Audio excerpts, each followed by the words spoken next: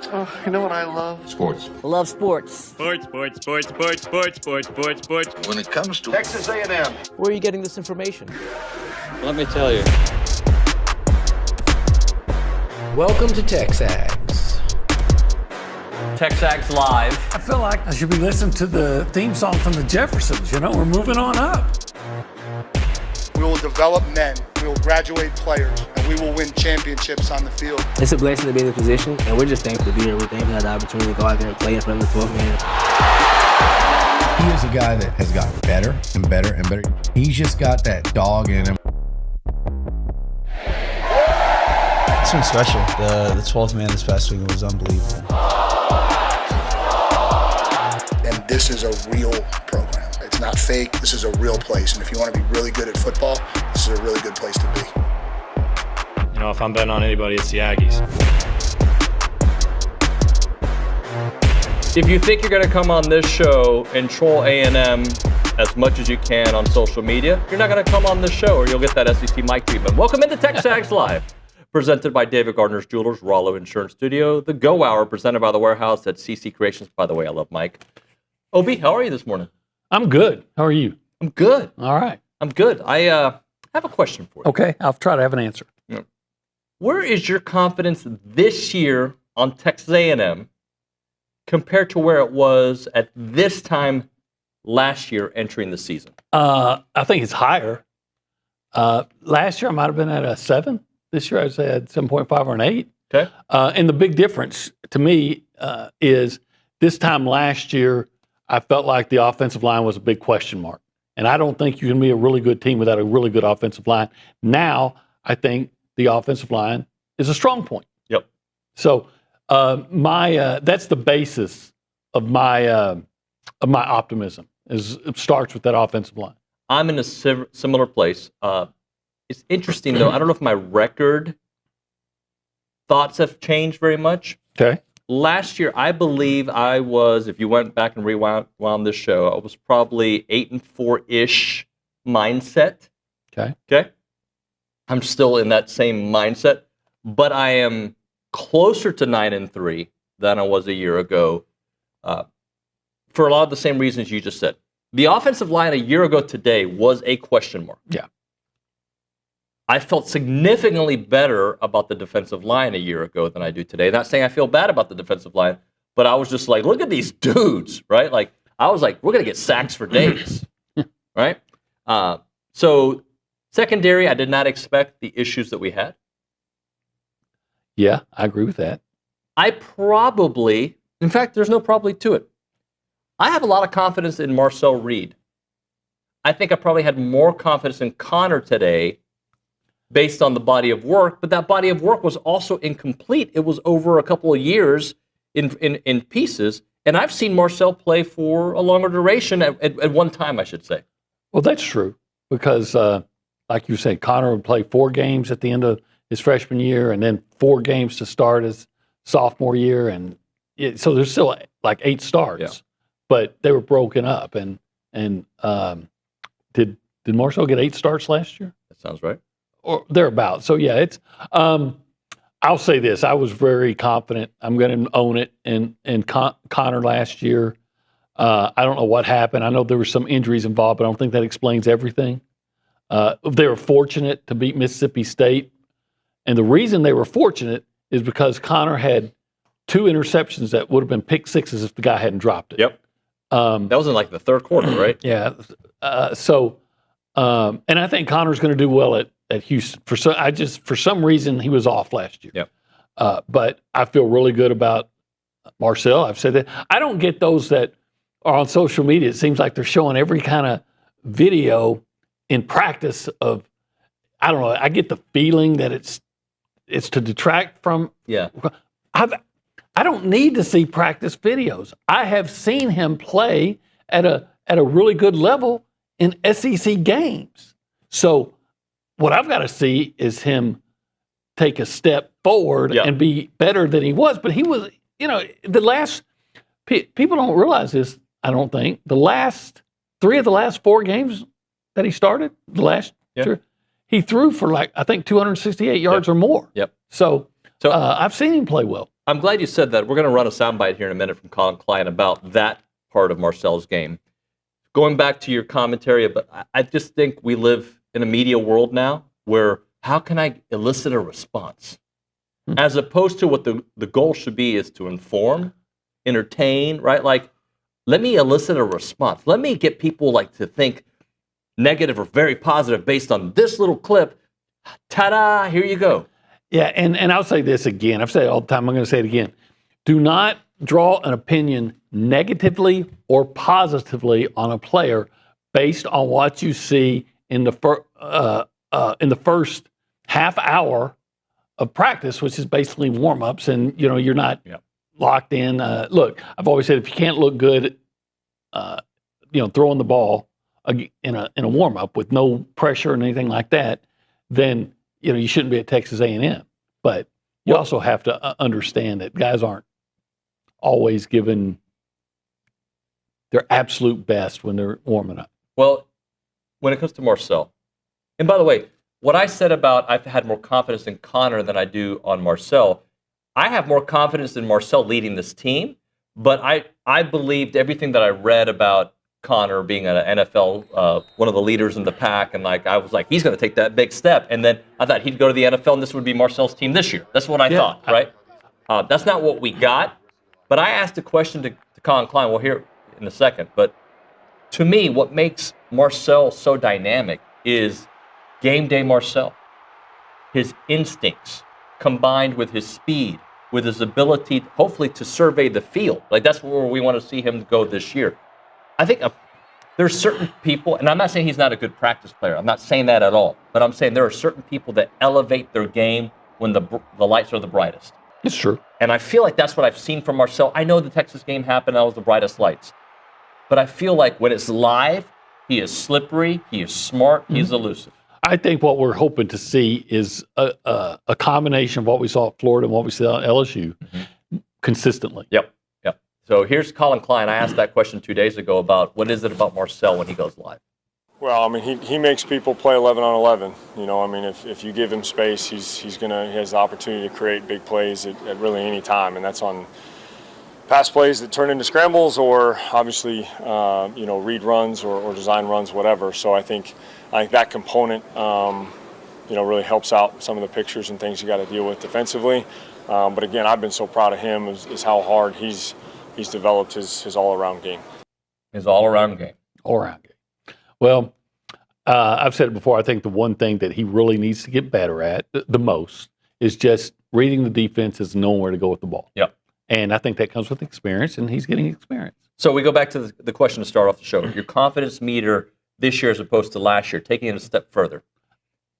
What if I could be a genie, all right? And I can tell you, not a genie, but a fortune teller, whatever. I can tell you what's going to happen. A soothsayer. There we go. All right. And I go, what would I have to tell you that would say 10-2 team? If I could answer a question for you, like, hey, I need to know this thing and this thing, what would that be? For me, it would be health. Need to be healthy. Yeah. And the defense has to be a top 30 National League defense. Yeah. Maybe even top 40. So because I've already said I'm all in on what I think the offense is going to be this year. So I was listening to Dusty Dvoracek and Danny Cannell on my way here. They're good. They're good. I'm going to have Dusty on the show today at 10:35. I like him. I like him too. And even for a Sooner. Yeah, he I think he's a good broadcaster. And he was talking about Gunnar Stockton and sometimes, like trying to get that extra yard like Diego Pavia and what happens if your quarterback goes down because of such a thing. He goes, I don't care who you are.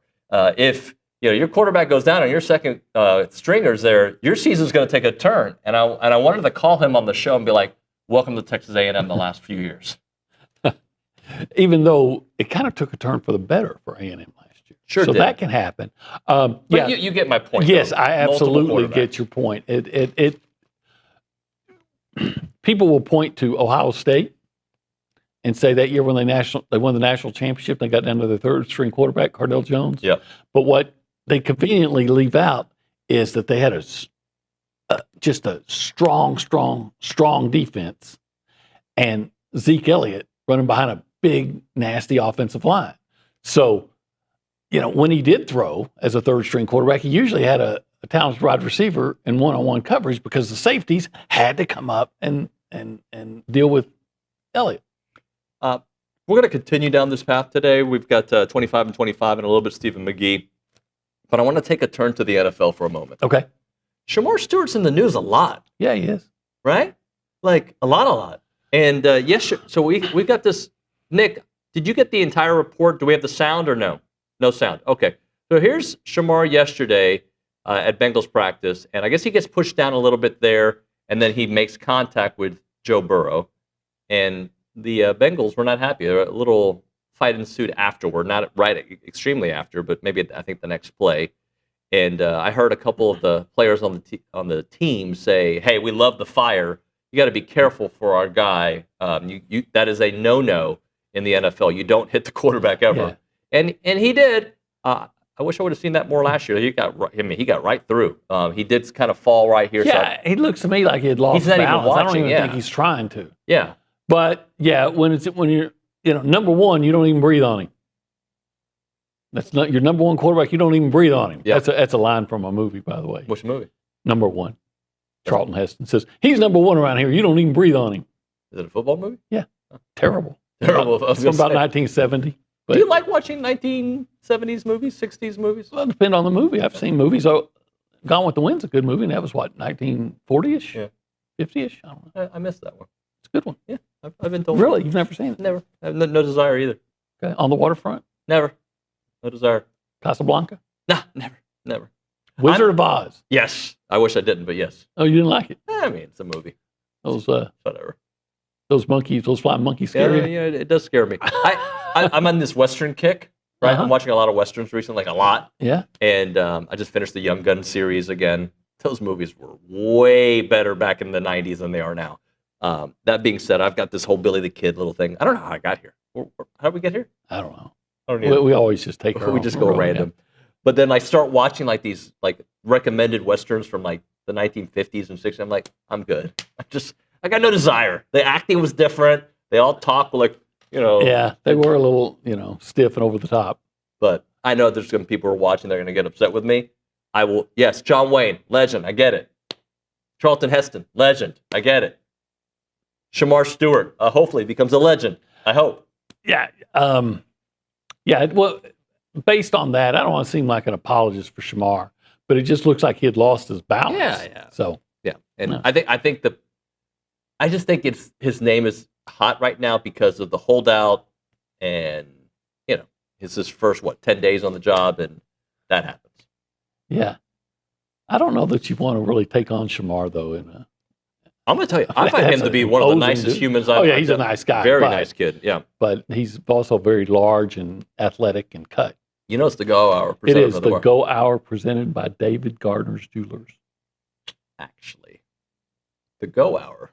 Oh, well, okay. The Go Hour, the whole TexAgs Live is David Gardner's Jewelers. The Go Hour specifically is brought to you by the Warehouse at CC Creation. Yeah. And this studio. Rollo Insurance Studio. Thank you, Jason. Yeah, good guy. Jackson as well. And this little area where... This is the Holistic Planning Cool Zone. Yeah. Just wanted to make sure I get it in. And you can call on the hotline. Which hotline? That is the Buppy's Catering and Bartending. Yeah. Would you be a better caterer or bartender? Probably caterer. I actually, believe it or not, and my old coworkers at the Statesman could tell you this. I actually thought about starting my own catering service back then. I can actually cook. You can cook? Yeah. In fact, I was trying out to decide if I wanted to do it, and I would provide a lot of times dinner for the sports crew on Friday nights. Yeah. Because I had nothing to do all day, and to just see if it was going. They paid me, and then I'd provide the dinner, and then I decided, I think I could do this, but I don't think I have time. You know what I have learned to do recently? What? ChatGPT grilling ideas, or like hows. Like how to get the meat exact. Like ChatGPT, really good when it comes to that. Okay. I don't think you care very much about this. But no, I think I love food. I like cooking it. When I grill, I just put my steak on, and if it's those fillets that are about that big, that's about 14 minutes, and they come out perfect medium rare. Hey, later when we talk 7275, I got an update for you. Okay. You're going to like that. I bet I am. Let's go around the room left to right. Behind the glass is our director, who doesn't look like he wants to talk to us right now, Nick Savage. Nick. I always want to talk to y'all. What are you talking about? You were like this, and you're like, oh, my God. I just don't have, it's I like going to be a great hi show. To you. Well, you're hi. part of the show. I appreciate it. I'm looking forward to today's show. Can I give the folks a rundown? Maybe Give us that's the what entire I can do. rundown. I'd be happy to. So, 8:35, Stephen McGee, like him. Everyone's favorite. Yeah. 9 o'clock, Larry Stegent. Thank you. Sorry. Yeah. Former Texas A&M running back in the Hall of Fame. In the Hall of Fame, yeah. So, first round draft choice. Rams. Yeah. No, Cardinals. Sorry. 2 freshman defensive linemen, Marco Jones and Landon Rink. Is that a big deal? That's a pretty big deal. Thank you. Those are 2 good players. Yeah. Trev Alberts with Billy Lucci. Is he the athletic director? He is. Okay. Like the president of Texas A&M Athletics. And then Dusty Dvoracek, you already mentioned him on the show later on. He will be on Zoom. And, yeah, it's going to be a loaded show. If they did a Hall of Fame of shows, this could be in the mix. He was saying today, Dusty, that they were talking about Notre Dame. And he was saying the game you got to circle on their schedule is Texas A&M. He said, I think, those are 2 – that's going to be a physical game, one at the line of scrimmage, and I think A&M's going to have this and A&M's going to have that. So Dusty. He has a high opinion of the Aggies this year. My dog, Dusty. Thank you, Nick. Nick, by the way, are you into 1950s Westerns or no? I've seen a few. My father is, and so just by, the Cowboys is a great one. That's not a 50s one. That's 50s. That's with John Wayne and Hud, a bunch of kids. But Shane with Alan Ladd. Spaghetti Westerns. Can you explain what that is? Yes, it was those Westerns typically featuring Clint Eastwood by that director Sergio Capini or something. Like that. And but they shot him in Italy, right? Yeah. Yeah. I think so. That's why they call them the Spaghetti Westerns? Or probably because that guy was Italian, that director. Yeah, I know. A fistful of dollars, or a few dollars more. The good, the bad, and the ugly. Oh, I think they made a remake recently of that one. Yeah, what's that? What was the remake? I think it was called Good, Bad, and Ugly. I thought maybe you had a joke. No, being honest. The good, the bad, and the ugly. I didn't say it. You said it. I'll say it. Speaking, I was kidding. cute once, though. I was about to go, speaking of good, let's go to the Angry Elephant News and Social Center. There he is, Reese Nygren. Good morning. How are y'all? How many days in this week now? Is that 3? This is 3. I'll be back again tomorrow. Híjole. You can't avoid me. Those LaGrange guys, they just, they're hard workers. Surprised you didn't do the sound. Thank you. Ty Gunn, remember Ty Gunn? I do. Yeah, and Dobbins. Yes. They crank them out, and now Reese Nygren out and LaGrange. They had an offensive lineman come here from LaGrange. I forgot his name, and I think he got hurt and ever. We also have Bravion Rogers, who's currently on the roster. That's right. Big fan. Yeah. Big fan. He was the grade above me. So. No, I'm saying I am. I'm allowed to have fans. Yeah. You should. He should be your mentor. Well, today, the Texas A&M soccer team will begin their 2025 season when the Aggies host the Baylor Bears tonight at 7:30 at Ellis Field. The Maroon and White embark on their 33rd season, including their 14th in the SEC. They return only one starter from last year's squad, but boast a roster with tons of starting experience, including 8 players who have started 14 or more Division I matches last season. Apparently, their midfield is going to be dynamic this year. Really? I've heard really good things about their midfield. And I like their back line as well. All right. How about the front field? I've heard that this team's going to be able to score. The strikers? The strikers. They're going to be able to strike? Yeah. Like a rattlesnake. I think if you were a soccer player, you'd be a keeper. You seem like keeper. I was. I played soccer when I was in the 7th grade on the Tights Tigers, and I was a goalkeeper. You seem keeper. And I was good. Yeah. I was good. Your temperament, your ability to lead. Maybe not that, but everything else, like keeperish. I was Tim Howard before Tim Howard. You're more Dwight Howard. Last 5 years of his career. I'd take it. Have you Googled him recently? No. Okay, have fun. And then we didn't touch on it yesterday, but Texas A&M basketball commit Ruben Dominguez has received a waiver from the NCAA. Our very own Luke Evangelist reported. On vacation reported that, by the way. What a guy. The Spanish star guard will now have 2 years of eligibility. He played with the Spanish national team in the 2024-2025 season, where he averaged 7.6 points and 1.8 rebounds while shooting 47% from the floor, including a whopping 43.3% from three-point territory. I know I'm exaggerating. Maybe I'm not. I feel like Luke, I was about to call him Rook. Luke reported that he hit, like at a practice, like 50 straight threes at one point. Well, okay. I mean, if it's Aggie basketball, Luke's going to tell you something good. Whether it happened or not. I think it happened. maybe it was layups, but he called him a three. Like, I'm sure they... you know what? It probably happened. I mean, if you're a good shooter, now no one's guarding you, so I don't think I can make 50 straight layups without anybody guarding me. I think I'd blow some of them. I think you'd blow a lot of them. No, I mean, I'd make almost all of them. It's a layup. I might even throw a couple of them down. Have you ever dunked? Yes. I don't buy that, no. Okay. I'll have to admit, it was in high school. I'm sure there's video like barefoot where they find them. It's all grainy, but go ahead. No, it was in high school, and the basketball may have been a little bit underinflated like Tom Brady. Okay. But yes, when I was about 50 pounds lighter, and actually a couple of maybe 1 inch taller, I've shrunk in I could jump. Okay. Yeah. And it wasn't in a game. I'll say that. It wasn't in a game. It was just messing around. I've got something good to report. Tell me. I don't have specifics. What could it be?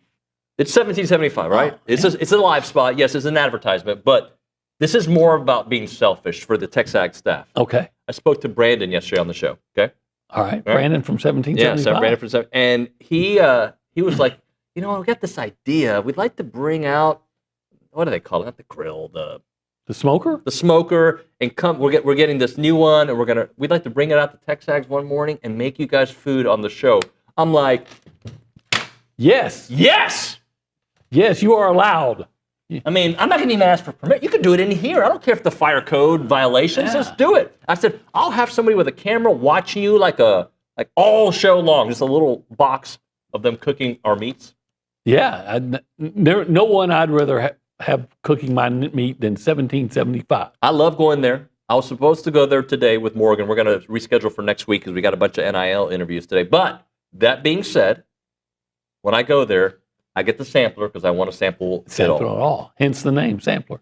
All right, you can call them up, by the way. And no, you're not invited to come eat the free meat with us, but you can watch us eat it. You can watch us, yeah. We could tell you how I haven't gotten this approved by management. They may say no. Oh, who cares? I'll put them next door. I don't care. I'll go to the dry cleaning place and say, you know what? Don't even ask. I'm not asking. You always ask for forgiveness, not permission. My bad. Yeah. Josh is watching right now.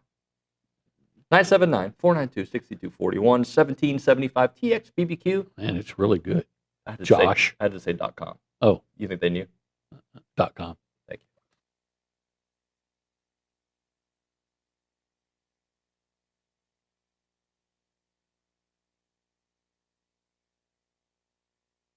Hey everyone, David Nuño and Olin Buchanan and OB. Typically we start off the show in this section and we call it the Holistic Planning Cool The cool zone, yeah. It's pretty cool. What do we know about holistic planning? Well, a lot of cool stuff. For instance, holistic planning can help you with your investments. I love that. They can help you with your taxes. So I don't like paying taxes. You can get that money from your investments and they keep it. They'll help you keep it away from the government. Yep. Not all of it, but more of it. And then they'll even help you with your estate planning. When you're old like me, you got to make sure some of that money you made is there for when you want to retire and just enjoy the rest of your life. You want your estate to be planned.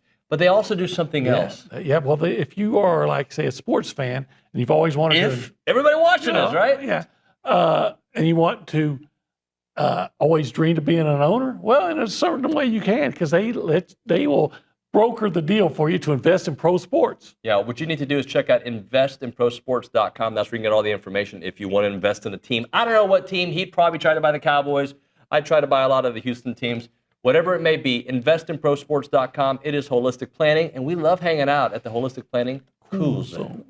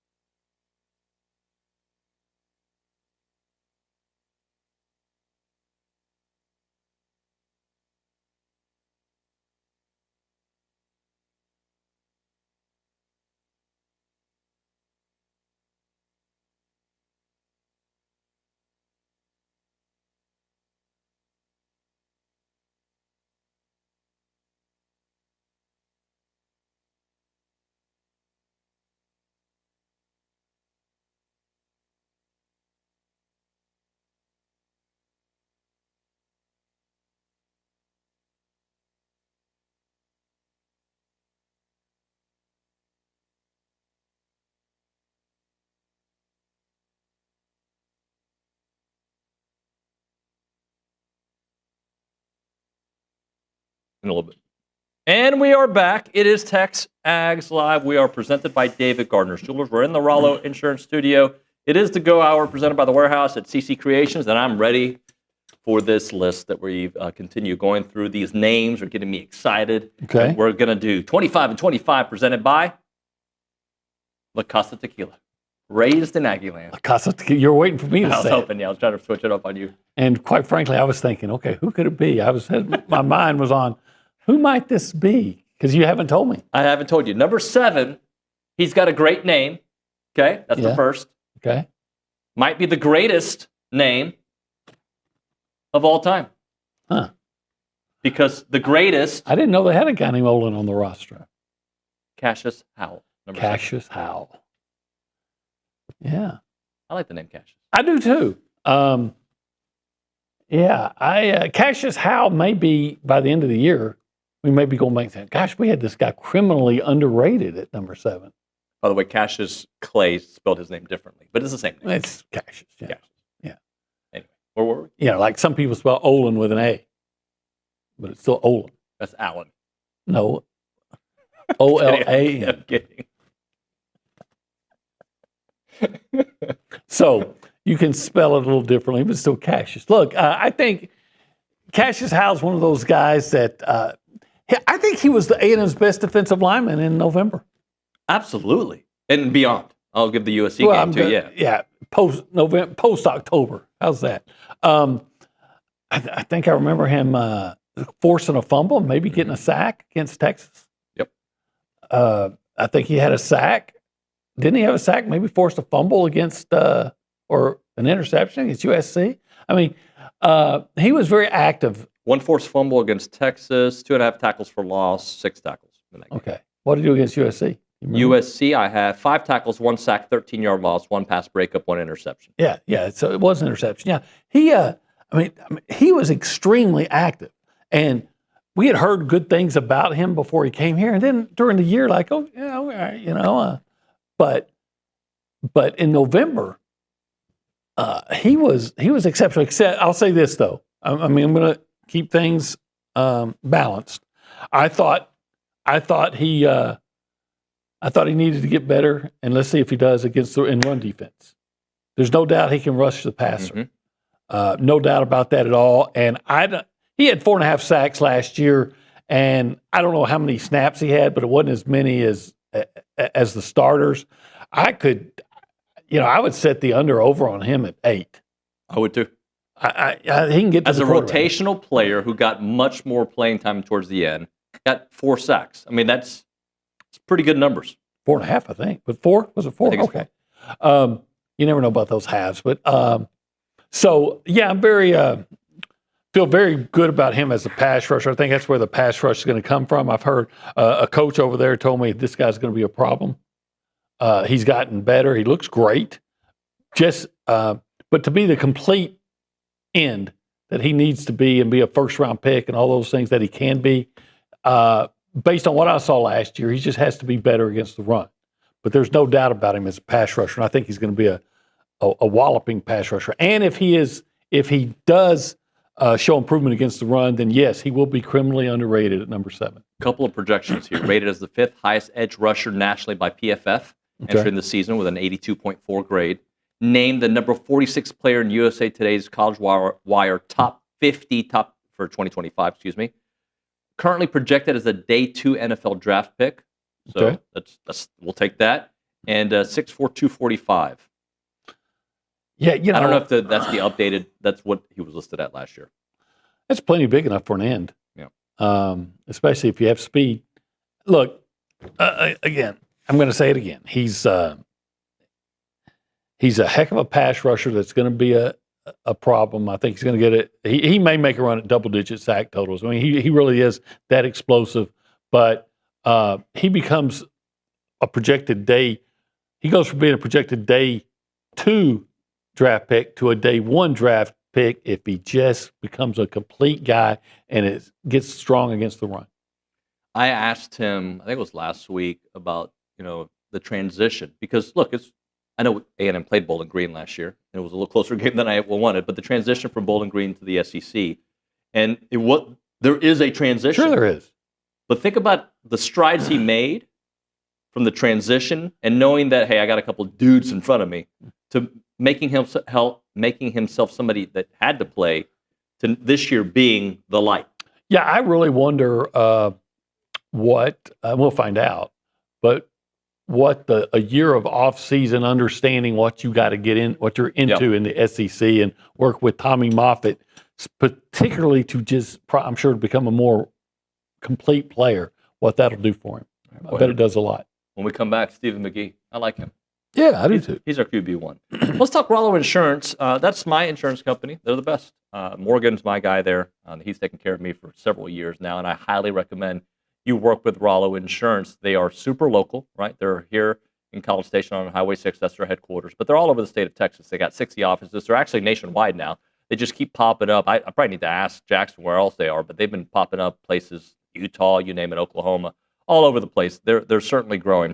And when the unexpected happens, whether it's a car accident or property damage or whatever happens for your business, preparation matters. And Rollo Insurance's group wants to ensure that you're properly covered before crisis strikes. And then when crisis strikes, they've got you. They'll take care of you. The true value of insurance becomes clear in those critical moments, and they're going to walk you through each step of the process. You can check out their website, rolloinsurance.com/TexAgs. That is rolloinsurance.com/TexAgs. Or call them up, 888-44-ROLLO. That is 888-44-ROLLO, or go to rolloinsurance.com.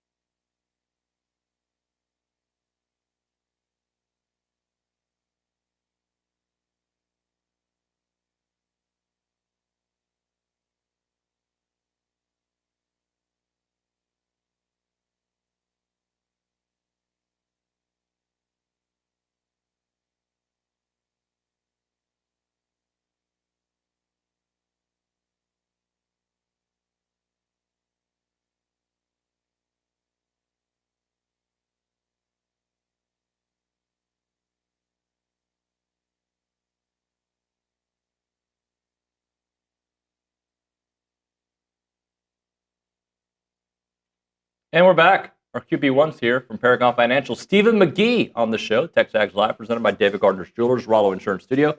Go Hour, presented by The Warehouse at CC Creations. How are you doing, buddy? We're well. Yeah, today's my wife's birthday. And there's a lot of wife birthdays this week. Happy birthday. Yeah, this is a big day at our house. And then Saturday is our oldest daughter, Georgia's birthday. So we're in party mode at our house. August was a big month in y'all's house, huh? It is a big month. But, I mean, if you ask my wife, I don't think it feels like a party. I think it feels like another day of screaming and crying. But here we are. You're throwing a birthday party for your wife, right? So our birthday party, I asked her where like we normally just go to eat. And for us at this stage of life, it's like, hey, we're just going to load up the kids. We'll be at dinner at 4:30 or 4:45 with the senior crew. His state of life. I'm telling you, man. What, are you 40? Not even yet? Not 40 yet. I'm about to be.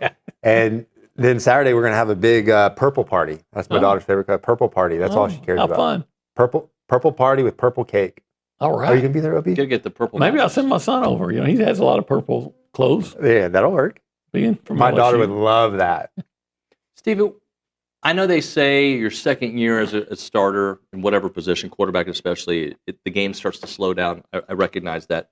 At what point did you feel the game slowing down? Like, was it during a practice? Do you have to go in games to feel it slowing down? Like, is it a couple games into it? Like, when do you actually see it and feel it? For me, I felt it my sophomore year, going into my sophomore year in spring training.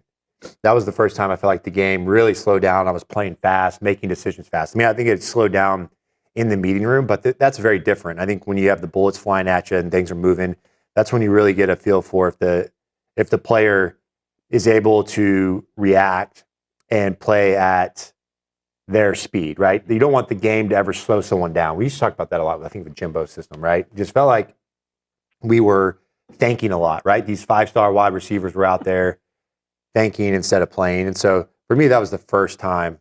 Granted, I know we were an extremely complex offense, OB. Well, I was certainly perplexed. You're more of a perplexed than complex offense. Hey, the reason why you had quarterbacks like Reggie, and then you had quarterbacks like Steven, who could really throw the ball, and yet you don't want to. I understand. I mean, that's why I was perplexed. Yeah, no, we actually, it's funny. We had a lot of checks. And of course, Sherman's system was very wordy because it's a West Coast system. But, you could up the line of scrimmage in Fran's offense and you'd have 6 run checks in one play. So you got all these different plays you're running and different fronts and looks. And so it was a different version of complexity, albeit built around the run game and the option as opposed to pass game and protections and run pass skills. But so go ahead. I was going to say, we'll crawl into Marcel Reed's mind. Yeah. How is it different than, do you think, this August than it was last August? You know, this year he's the starter. He knows it and has been and everything. I have this like anticipation right now that OB's about to drop a bomb. No, I'm not. I keep waiting for it. I got this grin on my face waiting for it. You have and he got the serious question, so he caught me off guard. But yes, I would say, to your point, OB, if I'm Marcel, I think the biggest thing is this football team knows it's his football team. And I think that's one of his greatest strengths that doesn't get talked about, is that he has a charismatic way about him, right? I think that if you were going to say one biggest slide I think A&M fans had with Connor was the fire, like the on-field presence and the charisma that you didn't see as much, right? You want your team to be able to feel their quarterback's presence. And every quarterback is a little bit unique, right? Yep. They don't convey that. Like Ryan Tannehill was very even-keeled, but the team felt his presence, right? Where I was more like of an emotional roller coaster out there, right? So it's every player is different, but they have to feel the quarterback, right? Like everyone needs to know that their quarterback is leading out front, right? And in charge. And I feel like Marcel has that. He has a very calming control. He's out there coaching his guys. He's communicating with his guys. He gets excited when they score. Like there's something to be said for that. And you take that on top of the fact that he's going in this year, there is no quarterback controversy. There is no, I'm competing for my job. I don't know if I'm the starter this week or not. This is your team, right? And it's your job until you lose it. And I think that mental part of the game. Like, it allows them to just focus and do their job and be the leader, as opposed to, hey, I'm just purely focused today on doing the best I can to win this job, right? He's in a position now where he can make people around him better. And that's ultimately what you have to have from your quarterback. I'm going to ask you the same thing I asked OB to start the show. What's your confidence? Where is your confidence level at this year as opposed to last year, entering the season? So what you thought about this team a year ago, right around now, are you more confident, about the same confidence level, or below? Look, this is such a hard football conference, and I have a bias toward Mike Elko. I would love to play for a guy like Mike Elko. You guys know this. I think he's a great football coach. I love that he's calling football plays again. But for me right now, you look at this schedule, we've talked about this a long time. This is a football team, in my opinion, that can win 10 games this year. I really believe A&M's roster, if they stay healthy and they get good quarterback play from Marcel, they can win 10. But the reality is, this is an 8-4 program, a 7-5 program, until they prove otherwise, right? Mm-hmm. They have to go out there and earn that, right? This preseason talk and hype about what they can be is just fodder. It's got to be done on the field. And so there are programs on that roster that have earned the right. If you're just picking it preseason, you have to say A&M is 8-4. I mean, I think what is the Vegas line right now? 7.5 wins? Yeah. What do you think, OB? I think that's fair. And we've said it before, there are programs like Alabama and LSU and Georgia. It doesn't really matter what they bring back. Yeah.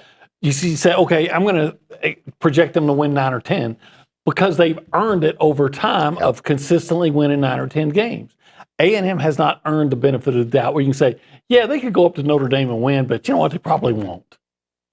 And I think they can absolutely win that game. Yeah. And if they do, then you suddenly start saying, hey, this is a 9 or 10 team win, 9 or 10 win team. But until they do that, yeah, any apprehension, any skepticism is legitimate. Yeah. It's not a surefire thing to say, you know, there are question marks on this football team that you just don't quite know yet until you see it.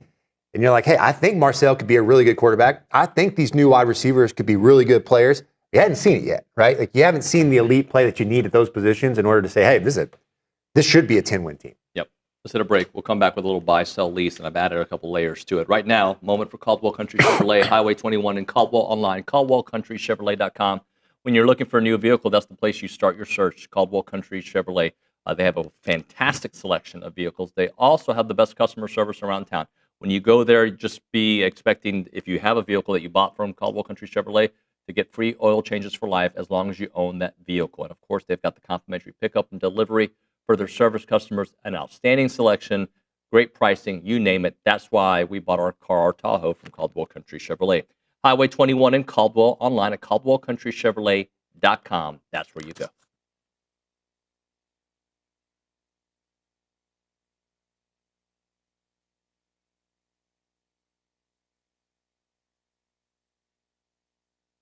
All right, we're talking about Burlebo, the heart of Texas, more than an outdoor lifestyle brand. It's products created with you in mind. Currently, I'm wearing the performance polo, the Texas maroon and gray. If you look into it, you've got the state of Texas in gray, and you also got it in maroon. It's one of their highest, most popular sales that they have there. It is really nice. Comfort and versatility. You can wear it in any situation. Quick drying, fits the size.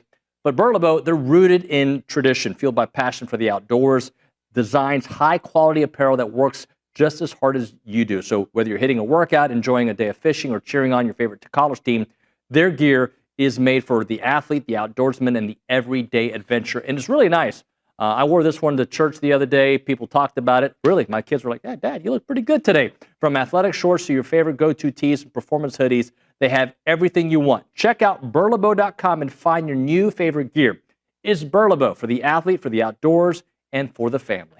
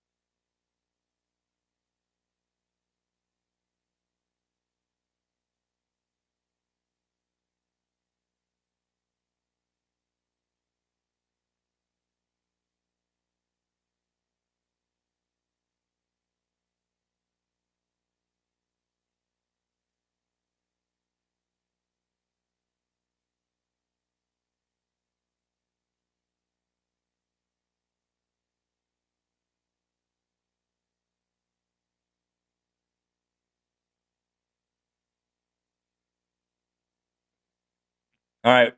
TexAgs Live, presented by David Gardner's Jewelers. Buy, sell, lease time. But I'm adding watch list and bench, okay?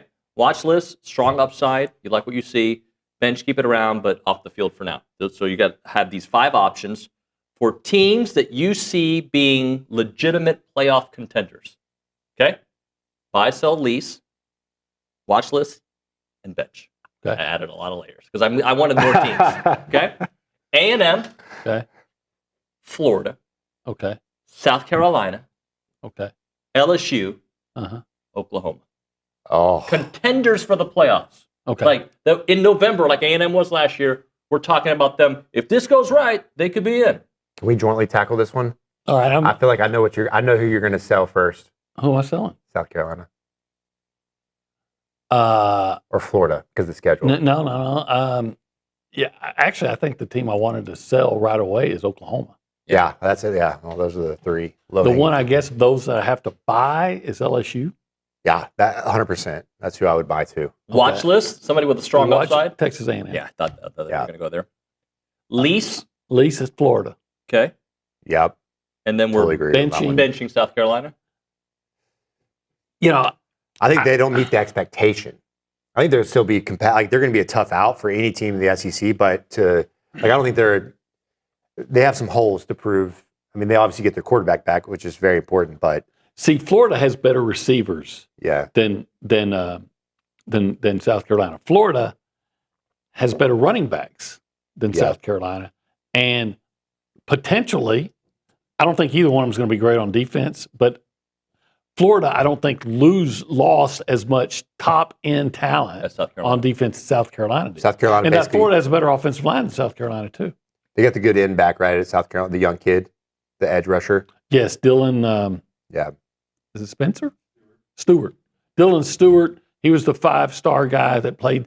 But you know this. You can be a hellacious player and be even better when you got the SEC Defensive Player of the Year on the other end and 2 NFL draft choices, Tonka Hemingway and J.D. Stewart. I don't know. Slide that line, you get that Roger. Move him over there, Nuño. Right. Because then you're getting more one-on-one blocking. Right. Next year, everybody's going to say, okay, that's the guy that we have to block first. And that's the guy that's going to get double-teamed. And if he gets off the double team, there may be a fullback waiting over there to chip him. There's no doubt. The one-on-ones. If you can get a hallmark pass rusher one-on-ones, it's a long day in the office, right? That's the challenge. So one of the issues with South Carolina is not only the defense, but offensively they lost Rocket Sanders, right? And this transfer they brought in is supposed to be legit Rashul Faison, but he is not eligible yet. He came from Utah State with 1,300 yards. But they're optimistic. He started the practice. They allowed him to start practicing. Even if he plays and there's no point, is he as good as Rocket Sanders? Probably not. I mean, yeah, the guy was great at Utah State. And maybe we should be glad he's not there anymore. I mean, you're going to have to play him somewhere, but play him for South Carolina. But Rocket Sanders, we saw him be really good in the SEC for Arkansas and South Carolina. Yeah, I like him. I don't know why, other than when they play A&M, I'm pulling for Florida. Like this coach, he's been through a lot. He's been through a lot. He's got a bad draw too. I mean, you talk about the toughest schedule for multiple years in a row. He's just thrown through the gauntlet. Like I want him to do well. I don't know why. He seems like a good guy. Yeah. Beamer to me, I don't. Again, this is so hard to say because we don't know these guys. But Beamer is he just kind of seems like a little bit of a cornball to me. But likable cornball, no? Yeah. I think there's a likability to him. I think a lot more than Brian Kelly. Brian Kelly. Is that your guy? I think he's a good football coach. But he's not my guy. I mean, he said Notre Dame, so I rooted against him every game. I just tried to get him going this morning. I can't. Kelly, have y'all watched Netflix? The first episode made me not like Kelly at all. See, I'm the same way. Something about him, I just can't. And same with I think it's probably because he's a special teams guy, and I'm not a big special teams fan. But I liked his dad. Yeah, I liked his dad a lot, but I just don't feel like he has a lot of substance. That's why I like guys like Elko, because I know that they know football. And I'll tell you at the break, but I've heard some things about Elko. He is a man of his word, and the players know it. I've heard that several times. Yeah. We got to drop it right here. It's TexAgs Live.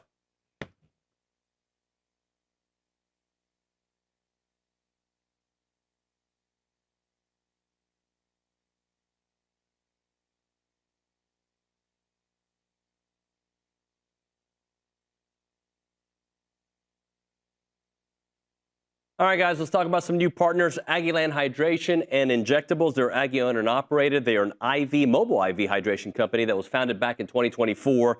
I met with Sheldon and Danny over the last week, and they're awesome people. They really know what they're doing. They're proud to serve Bryan College Station with awesome services like IV hydration, Botox, and even some weight loss options. Whether you're looking for a quick boost of hydration or dehydration preventative, they can tailor an IV cocktail specific to your needs. And on a busy weekend, I know some of you guys might be partying a little bit too much. If that's the case, an IV can be one of the easiest ways to ensure you're receiving all those necessary vitamins and minerals to make you feel better. Their overall mission is to bring a more personalized and accessible wellness option to the broader range of clientele here in the Bryan College Station and Brazos Valley area. To book an appointment or inquire about it, just call them up or text them, 979-217-1561. Again, it's Aggieland Hydration and Injectables. Check them out. It's our friends at Aggieland Hydration and Injectables.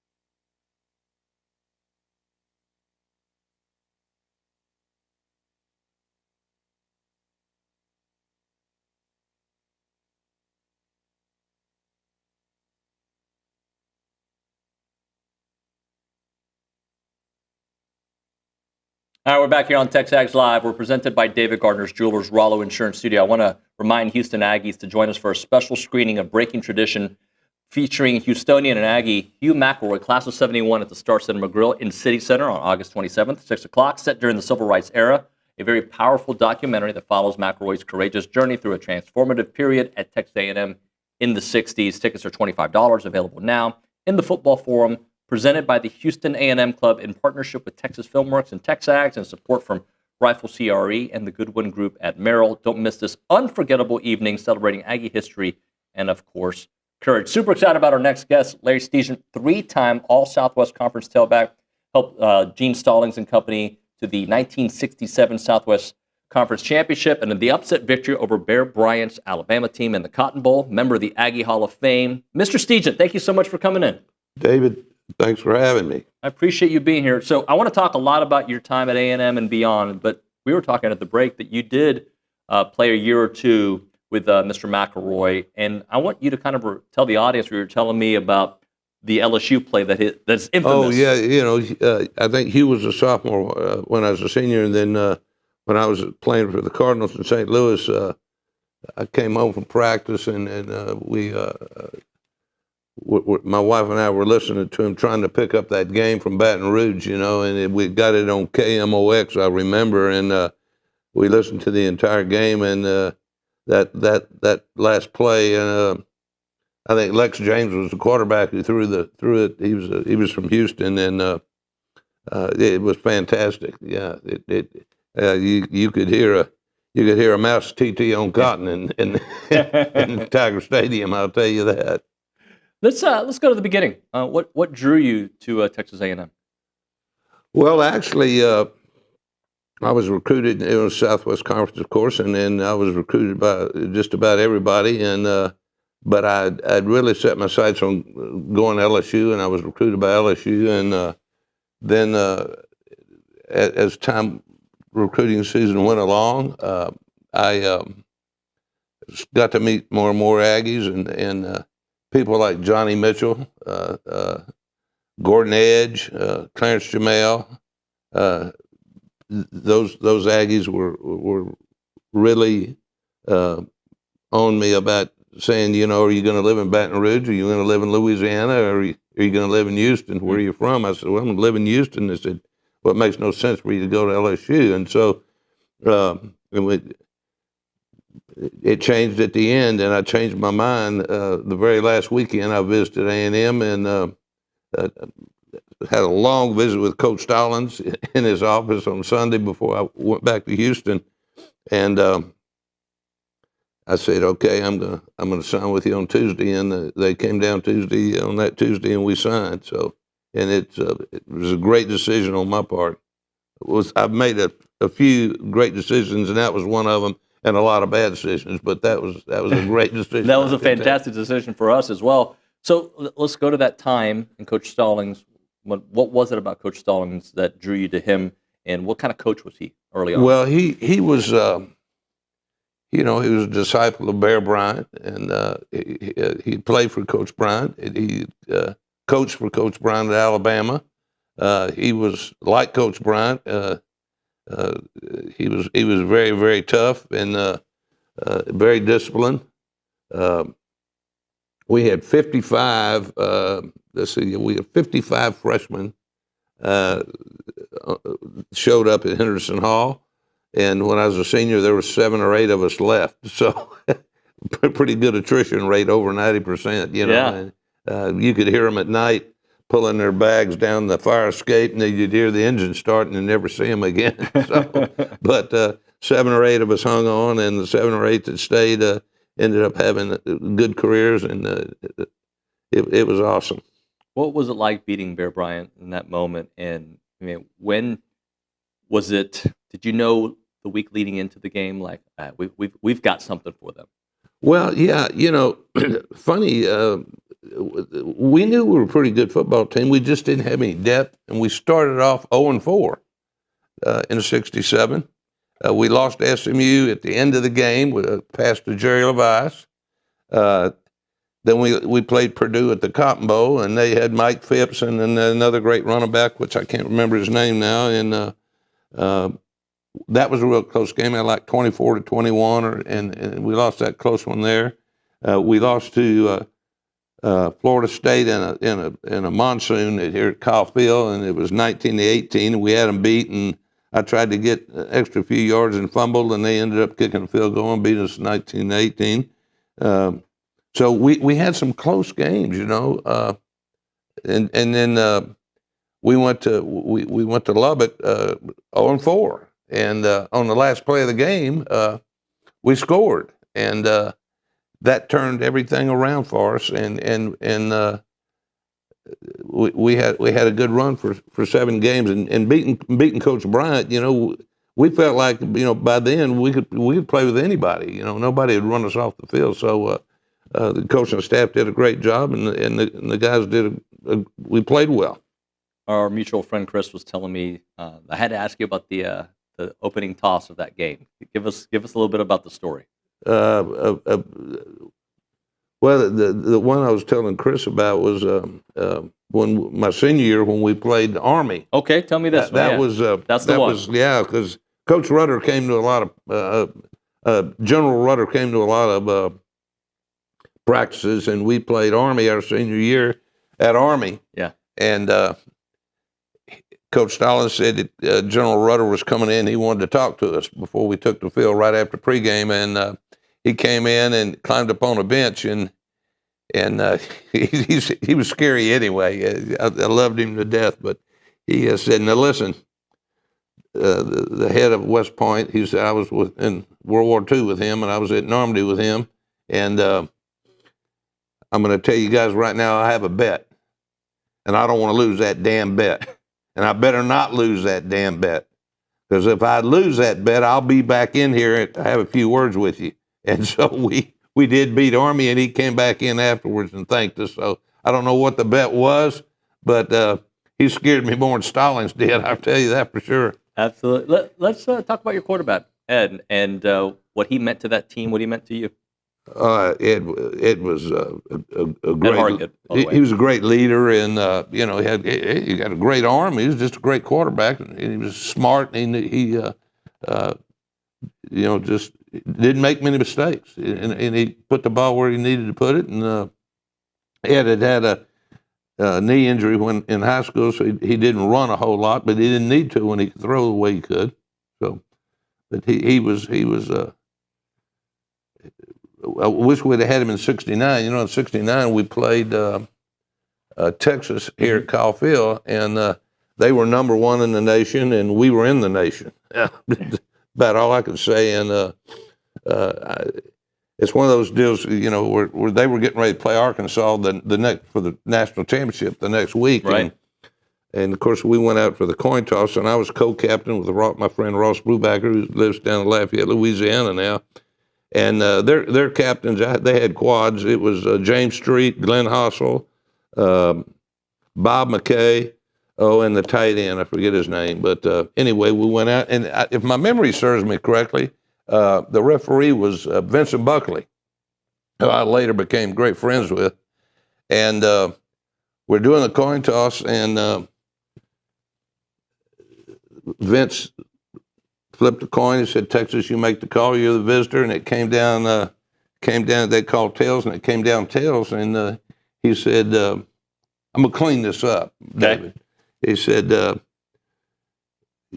"Texas, you won the toss. What do you want to do?" Oh, Bob McKay, the big offensive tackle, said, "We don't give a damn." He didn't actually say that word, right. But you know the word. I'm cleaning it up, and I had a few good words for him as well. I'm glad you did. It ended up pretty bad. I think it was 48-6. It was a real beating, but they were really strong. But one of the funny things about that game was on Sunday, the week before, we'd played Rice in Houston, and on Sunday, we were informed we were going to put the wishbone in. Okay. We were running an I formation. And of course, Texas had worked on the wishbone for 2 or 3 years and perfected it. And so we did. We put in the wishbone in 2 days. It took them 2 years to perfect it, but we thought we had it perfected in 2 days. So when we broke the huddle and came up the line of scrimmage, I looked across, and Glenn Hossel, the linebacker, looked at me kind of cross-eyed like, "What the hell are you doing?" And so it didn't work well. I think our longest gain of the day was 13 yards, and that happened because the quarterback reversed out the wrong way. I knocked the ball out of his hand, and I kicked it downfield, and one of our guards recovered it for 13 yards. So that was great. That was probably our best play. And I think I carried the ball about 25 or 30 times for about 50 yards. Okay. It was not a good move. Let's talk about your dear friend Curly Holman and some memories from Curly. Oh, Curly was a really good player and a really smart player. And what he lacked in speed, he made up in anticipation. And he knew where the ball was going just all the time. And Curly did a great job. We had a great secondary. We had a lot of great players. We had a lot of guys drafted. Ed Hargett, me, Wendell Housley, Barney Harris, Bob Long, Dave, Rolf Kruger, Billy Hobbs, Tommy Maxwell, Tom Buckman, the tight end. So we had a lot of guys drafted off that team. Right. We just didn't have any depth. And we had the second year when we came back after we won the conference championship and won the Cotton Bowl, We had just basically the same group back, but everybody got hurt. Just kind of like the Astros are doing today. Everybody was on injured reserve. Everybody was hurt, and we didn't have enough depth to fill in with it. So, but the Cotton Bowl year was a great year for us. Let's go to 1994 when you get into the Aggie Hall of Fame. What did that mean to you? Oh, well, it meant I never dreamed that I would, at all. But it was a great night, a great evening, and I think I was the same night that Emory Bellard got inducted. I'm almost sure of that, and I gave him the business a little bit. And Willie Blackman was one of the guys inducted, and it was very special for that to happen to me. Another special milestone, getting selected in the NFL draft, 8th overall to St. Louis. Well, I found out about it. Mike De Niro, who was one of my dear friends, was killed, and a great player he was, in a car accident. And I was up in Youngstown, Ohio at the funeral, and we were at Mike's house, and somebody came and said there was a telephone call from me. I was shocked, but who's calling me here? And it was someone from the Associated Press, I think, and said you had been drafted by the Cardinals in the 8th round. I mean, in the 8th pick of the 1st round. And I had never talked to him. I didn't get any letters from him. And, I got more letters from Tex Schramm and Gil Brandt from the Cowboys. Shula told me I played in the 4 All-Star games, and I played in the Senior Bowl for Shula was the coach, Don Shula. And he said, if I'm available, I'm going to draft you. He later left Baltimore and went to Miami, and I heard from several other teams, but I never heard from the Cardinals, so Right. it was kind of shocked. But it didn't matter to me. I was just happy to get drafted. Well, the next few years obviously were an up and down part of your life. Let's talk about that first preseason game. Yeah, it was. I don't know. It was devastating. Of course, you got hurt a little bit in college. I had a separated shoulder and broken hand and a few things like that. But it was an exhibition game against the Chicago Bears, and it was. I was a rookie, so they put me in the second half, and Pete Beathard was the quarterback. He was playing behind Jimmy Hart, and it was a pass that was intercepted, and it was blown dead. And so I saw the guy coming toward me, and they blew it dead, but he kept coming. I guess he didn't hear the whistle.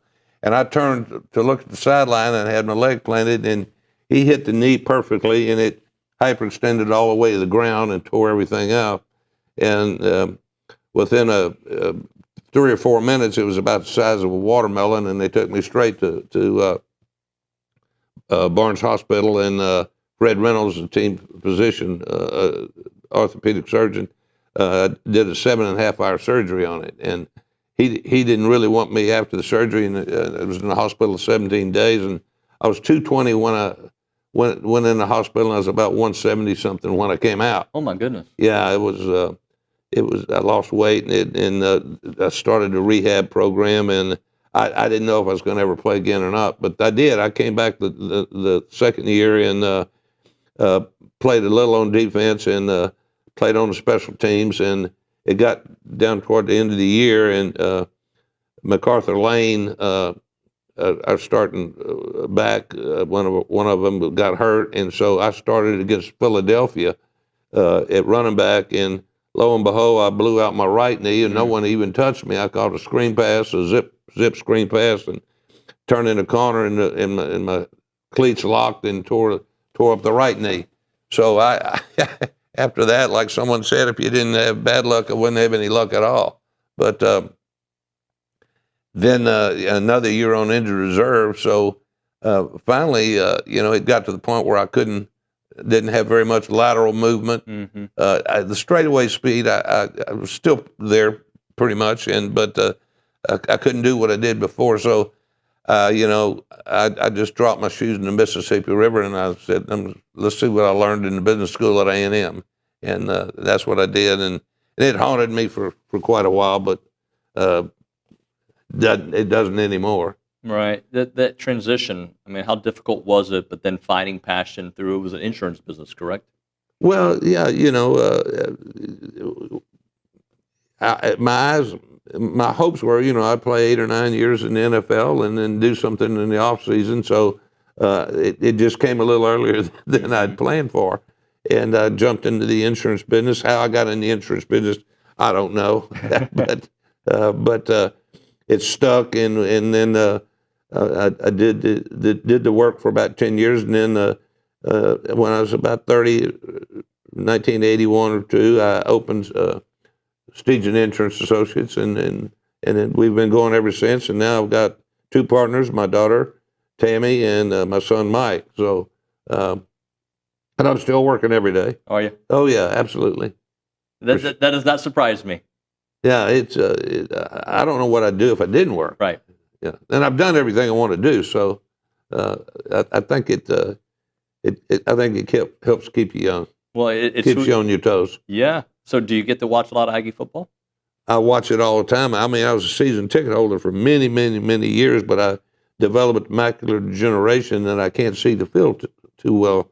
Okay. So I don't come to as many games as I used to. But yeah, I watch. I don't miss a game. Yeah. Yeah. What do you think about the direction Coach Elko's taking the program? Fantastic. I've watched him from the beginning. I was talking to Coach Stallings when we hired him, and I talked to Coach Stallings quite often, and told him that we had hired a new head coach, and he said, "Who is he?" And I said, "Mike Elko." And he said, "Where did we get him from?" And I said, "Duke." He said, "Duke." He said, "That's where you go to get educated." I said, "Coach, he's a really good guy and a good coach and a great defensive coach, just like you were. Coach Stallings was a great defensive coach, and I'm excited. I'm excited. I see the guys out west in Vegas have us at about 8 games, and I'm not buying into that. Think more? Yeah, I do. We got three tough road games, with Notre Dame and LSU in Texas. A lot of people say, well, if we could beat one of them, I think we can beat two of them. I think we'll beat Notre Dame, and I don't think they have a set quarterback, and I think our defense is going to be much better this year than it was last year. And on the offensive side, I think we got a lot of speed. We got good running backs. I'm looking for Reuben Owens to really have a great year, and of course Moss as well. So I think we're going to win 10 ball games. I do. Mr. Stegent, you sound like you could be a broadcaster too. So if you're looking for some part-time work, we got you. Well, if my daughter and my son fire me, I'll be calling you, David. Absolutely. Yeah. It's such an honor to talk to you. Thank you for making some time. Great to be here. Thank you, and I hope we can do it again. I'll be welcome. Yeah, we'd love to do it again. Larry Stegent, ladies and gentlemen, and this is a perfect segue for the Association of Former Students. If your organization or business is looking for an opportunity to engage with Aggies, check out the Association of Former Students. They bring Aggies of all ages together during their marquee events held throughout the year. We're talking about Aggie Ring Day, All Aggie Hullabaloo, The Gathering. They welcome tens of thousands of guests, and there are many sponsorship and vendor opportunities available to get your brand in front of those attendees. They offer a wide variety of both digital and in-person options to promote your brand. This includes title sponsorship naming, on-site presence, activation, recognition, and social media posts, and much, much more. There's also advertising opportunities in both the Texas Aggie Magazine and the Aggie News newsletter, which are seen by over 230,000 people. So if your business is ready to engage with Aggies, choose a partner that's been with the organization supporting the Aggie Network for over 140 years. For more information on options available through the association, please email sponsorships@aggienetwork.com. It is the Association of Former Students.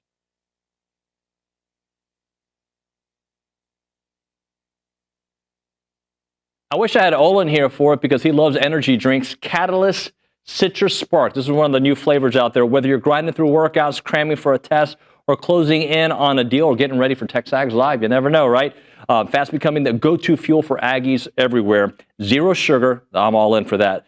Or synthetic sweeteners, no artificial colors or flavors. Catalyst delivers clean, high-performance energy with smooth, crisp taste that is never syrupy, designed for both health and hustle. You want to get going? You use this Catalyst right here. It's about pure energy and pure results. And what sets them apart? Packed with premium nootropics blended to boost focus, clarity, and mental stamina. I need this. I'm in, guys. I'm in. Plus, with plant-based caffeine, vitamin B12, B6, Catalyst supports metabolism and energy production, making it more than a drink. It's your lifestyle training partner. Built for competitors on the field, Catalyst fuels strength, focus, and pure results. Buy now at drinkcatalyst.com. That is drinkcatalyst.com. Train harder, think sharper, pure results. It's Catalyst.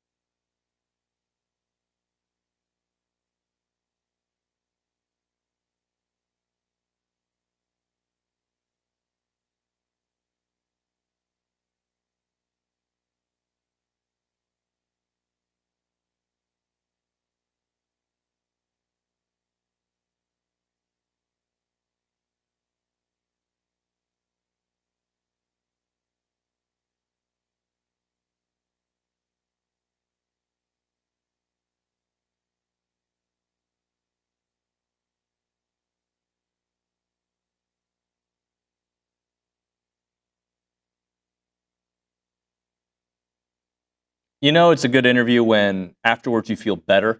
I felt like that energized me. What a great conversation with Larry Stegent. It's TexAgs Live. We're presented by David Gardner's Jewelers Rollo Insurance Studio. Hearing those stories and just his recall, it felt good, and apparently the audience loved it. Yeah, Wesley Oatman said this interview is why TexAgs is the best. Weldon Collins said, I'm loving this Larry Stegent interview. Lots of childhood Aggie football memories. And that's just a few of many positive comments. Yeah, it was great. So I'm so happy we got that set up. Great idea. Chris, who's a TexAgger, he sent me the idea. It's fantastic. I want to read this one, and then we got some news on the other side. Jackson on the YouTube page says, made me laugh. Did you see this comment from Jackson? I'll just read it. It says, I only started super following Aggie football when I went to school in 21. So I have literally never watched an A&M season with the same starting quarterback throughout the season. He missed the Kellen Mond days, which Like just for a moment, let's go through some of the crazy teams to think about that A&M plays against. Okay. Now Texas last year, Arch did start 2 games. Yeah. 2 games is not like it's not great. It's not ideal, but it's not demoralizing, especially when your backup is Arch Manning. But like Jaden Daniels, I mean, did he miss any time when he was at LSU? He may have missed like a snap. But it wasn't a significant portion, right? No. Like just go around. Bryce Young, I don't remember him missing a lot of time. No. Jackson Dart. I think he missed the A&M, one of the A&M games, and Jalen Milroe. That's right. Started. That's right. But I think that might be the only game that Bryce Young missed. But going through the list, like I'm Jackson Dart, don't remember him missing significant time. No.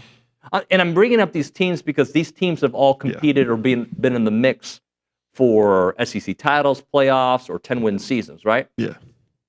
The starting quarterback's health. Now, you have to have depth at the quarterback position, and in today's NIL world, it becomes a lot harder because you're going to go get paid to go play somewhere, right? Which is why I think it's A&M's quarterback room I'm very intrigued by because I think Jacob Zeno, like he's played a lot of football, right? Miles O'Neill, all the reports from camp and just since he's been here, like just are awesome. Yeah. Billy, I know, went into depth yesterday about Brady Hart looking fantastic, right? So there's all these. I think A&M's in a good position at the quarterback spot, but you don't want to have to go there. You want that time to come. So yeah, well, I feel what the commentary there because when you think about it, like we don't know what it's like to have a quarterback play 10 games, 12 games, right? We just don't know. Not since a long time, 2020. It's been a while since, which is weird that it's happened that many times. Yeah.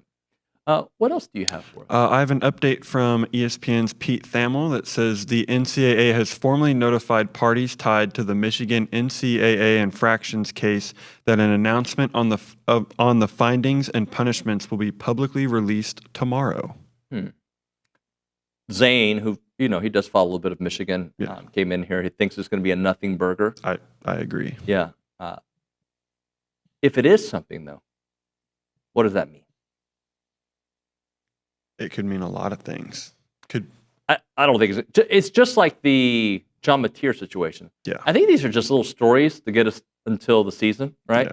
I don't think anything is going to come out of it.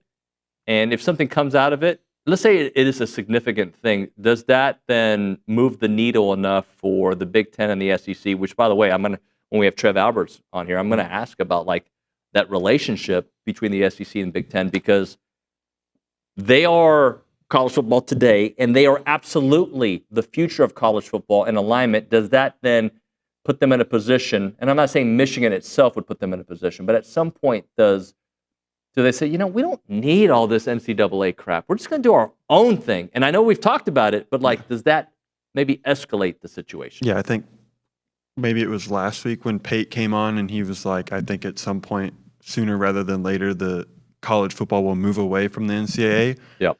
And I think a lot of fans agree with you that the Big Ten and the SEC might become like an AFC, NFC kind of deal, but I think at some point they probably ditch the NCAA.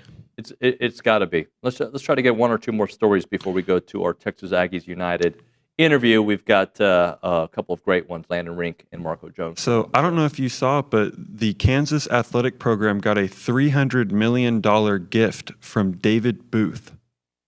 Any relation to John Wilkes Booth? There might be. It is expected to be the largest. Or Calvin Booth, former Dallas Maverick. You didn't know who that was, did you? I mean, I've heard the name, but I don't think you have. I think you're just saying that. I have heard the name. This is expected to be the largest gift in the history of college athletics. Now, $75 million of that is going to their stadium, but that's still a lot. Kansas? Yeah, Kansas. They just got a new stadium too. Good. Congratulations to them. It's a basketball school. That's the way I look at it. It is a basketball. They're trying to become a football school, and in the Big 12, I think they have a path. Did you really know who Calvin Booth was, for real? I've heard the name, but Can you name another Booth other than John Wilkes Booth and Calvin Booth? I think I'm tapped out. I was trying to think of a third. There wasn't the Mississippi State running back's last name Booth. I think maybe.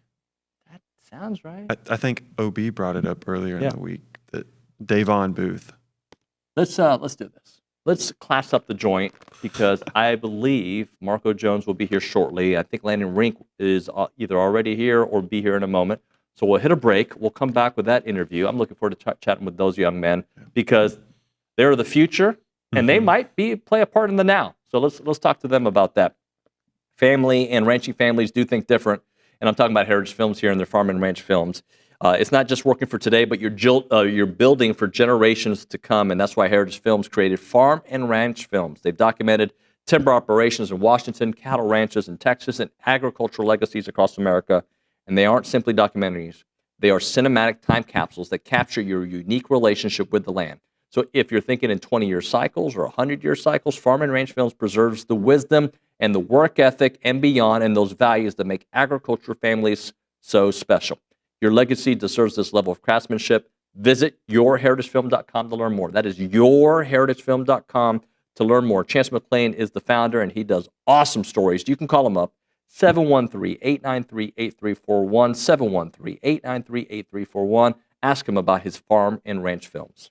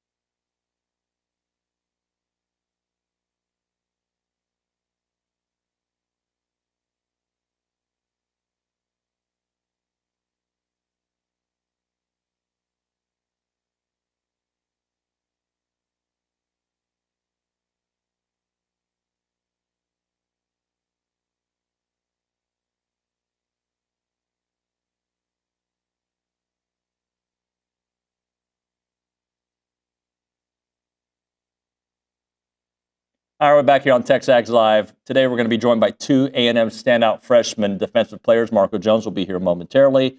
We've got Landon Rink in here. He played at Cy-Fair, son of former Longhorn Shane Rink. And Landon, I got to tell you, when I asked you about movies, the dialogue during the break, you became a lot more animated. So are you a big movie guy?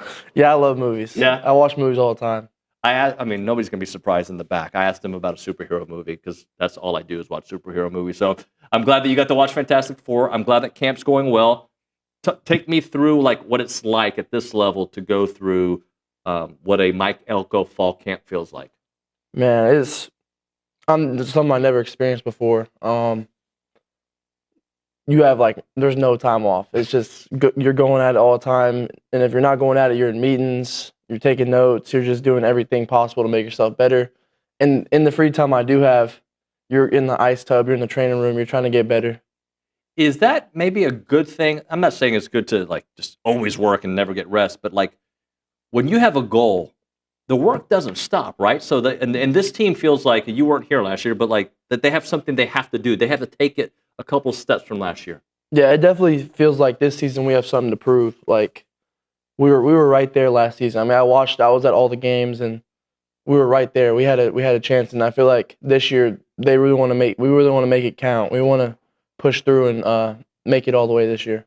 So I do want to ask you about your dad. So he played at Texas, was a standout there.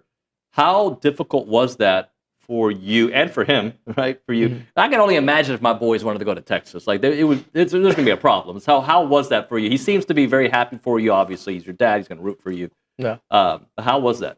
It was pretty cool. The thing that people don't know, he wanted me to come here. Oh yeah. He ever since A&M offered me the first time, and then the second staff got here too. He's always been gravitating towards here because he knows the place and the people make it. And he grew up with Sam Adams. That's my uncle. Okay. And he hears all the stuff that worked out for him here. So it was I want you to see for yourself. And then when the second staff got here, he just, I want you to go. I want you to go here. Yeah. What's up, Marco? How you doing, sir? Good. How are you? Doing well, man. What a deep voice. Let's chat. So I asked Landon a moment ago, what's fall camp been like for you? Fall camp's been good. I mean, for me personally, I think just really getting better and just really working on the little details and really just pushing each other because this is a time where your team separate themselves between being good and being great. So I just think working on the little details and just making sure we do the things so we have a successful season.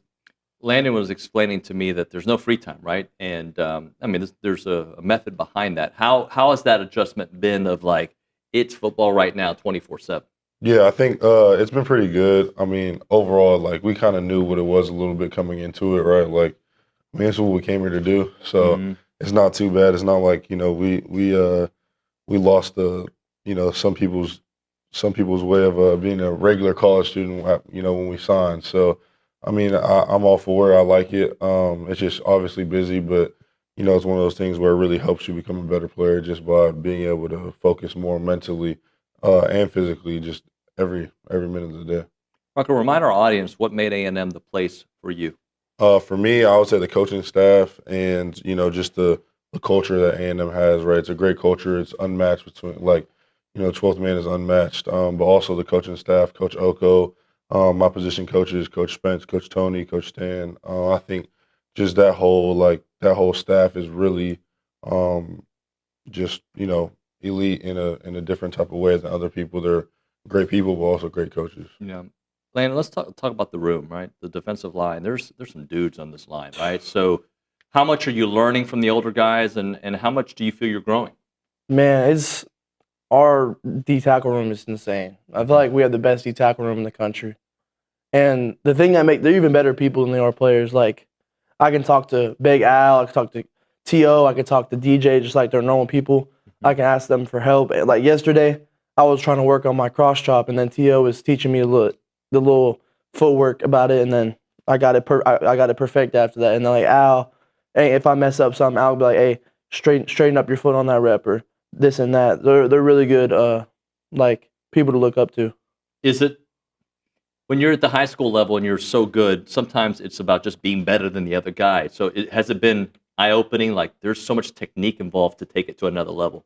Yeah, it's crazy. When I first got here, all the techniques they showed us and everything was a little overwhelming because I never really done that before. Mm-hmm.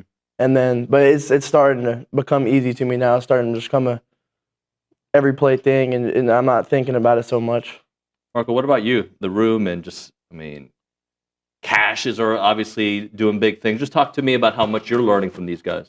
Yeah, I just think I learn every day. I learn something new every day. I'm able to get better at something every day just because the guys are all older than me. I'm the only freshman edge in the room, so they're all older than me. They've all been through college football, and it's just really they're willing to help out. Also, like they want to help out. They want to, like, we all are super supportive of each other and all want each other to succeed and be the best players we could be. So, like, whenever they have a chance to help me do something, whenever I have a chance, if I can help them, we all kind of just pitch in and do our best because we're not going to be able to make it to where we want to make it without everybody. So, who are some mentors across the street? Mentors that, like, coach, maybe it's a player that's kind of taken you under their wing. I'll say Cash. He's helped me since I've got here. Just really just like hone in on the football side of things.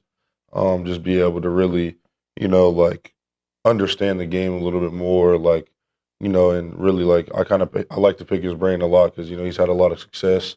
So just pick his brain and see what he kind of thinks and how he likes to attack certain angles of the game. I think him and also Coach Stan. Yeah. He is Stan Watson. He's a football, like, through and through guy. Like, he loves football. Like, he stays late, gets there early, that type of stuff, and he really, like, explains in detail about little things. Same with Coach Spence. Coach Spence is the same exact way. So those three guys really helped me out. Landon, remind the audience what your power clean was this summer that was all over social media. Well, you mean in high school? Oh, sorry, yeah, high school, yeah. Yeah, I hit 350 my senior year in high school. 350. That's how, like, what was the vibe like? Well, it was crazy. It was pretty crazy because I was, it was like the last day of summer workouts, and that was it was one of the only record that I didn't have yet. Uh-huh. And it was held by Brock Wright, the Lions tight end. Okay. So I missed 335, and I was like, man, I can't, like, waste myself and try and get it again. I just got to go up because I had already hit it before. Right. So I just threw it up and I caught it, and when I stood up, it was electric. It was crazy. Marco, I assume when you go around town, people bring up the spring game often. Is that something you hear about your spring game performance? Nah, actually not really, not too often. I mean, to be honest, I don't really go around that much. Yeah. I like to just stay in the house a lot because we don't have a whole lot of time. So, and my parents just got out here, so I'm hanging out with them a lot. But I mean, if it ever does come up, some people talk about it, and I mean, I think it was a solid spring game for me, but obviously there was still a lot of things I needed to work on, a lot of things I need to get better at, as everybody. And I think that the job's not finished. Obviously, it's just getting started. So, just working on getting better. Well, let's talk about this defense, okay? Because this defense last year needed to be better. Everything I'm hearing, this defense is going to be significantly better this year. So, Landon, start us off. Why is this defense going to be better? I think, just like I said earlier, like, I feel like we got something to prove this year, and we're hungry. Like, I never see a team so driven before. Like, in the off season, in the spring, and then the summer workouts, it's just been going at it every day and trying to get better to make sure it doesn't happen like last year again. Marco, your thoughts? Yeah, I think we push each other so much and so hard. Obviously, I can't really speak on last year's team because we weren't there in practice and weren't there, so I don't know what it was like. But I just know how hard we push each other and try to make each other better and give knowledge and tips to each other to so everybody can succeed, because we know that, like I said earlier, to go where we want to go, everybody's going to have to pitch in, and everybody's role, whether it's from starter to the scout player, right? Everybody has to do their best and be their best. So I think really just how hard we push each other and how much we compete is really one of those things that, like, we're really good at doing. Does playing time enter your mind at this point at all, or you just put your head down and you work, both of you guys? Nah, not right now. it's still early and we're like in the middle of fall camp, but we just got to keep working. You can't really think about that right now. And then let's talk a little bit about the first game coming up. I know you have experienced Kyle Field. I know that, but experiencing Kyle Field with the uniform on, what do you think that's going to feel like, Marco? Yeah, I'm super excited. I mean, just being able to run out with all your brothers on the team and know how much work you've put in for this one moment right here, and just getting ready to go to war. I'm super excited for that. And obviously everybody, we've been there as fans and recruits, but it's a lot different definitely when you get on that field. So, Landon? Yeah, I mean, I've asked people what it feels like, but I don't think it's gonna be anything I've ever experienced before. Yeah. Just running out that tunnel to power and everyone just screaming, do the towel. It's gonna be crazy. Marco, what did you think of Coach Elko and his softball skills? I thought they were actually pretty good, to be quite honest. He was fast, I thought. Yeah, he was kind of boogieing around the bases, so it was a good time. It was a great event. That's really it. you still love baseball? Yes, sir. Yeah. Yes, sir. Well, both of you, I'm really excited about your careers at A&M. Thank you so much for making a few minutes to come out here and hang out with us here on TexAgs. Thank you. Sir. Thank you. And thank you to Texas Aggies United. We'll hit a break. We'll come back here on TexAgs Live.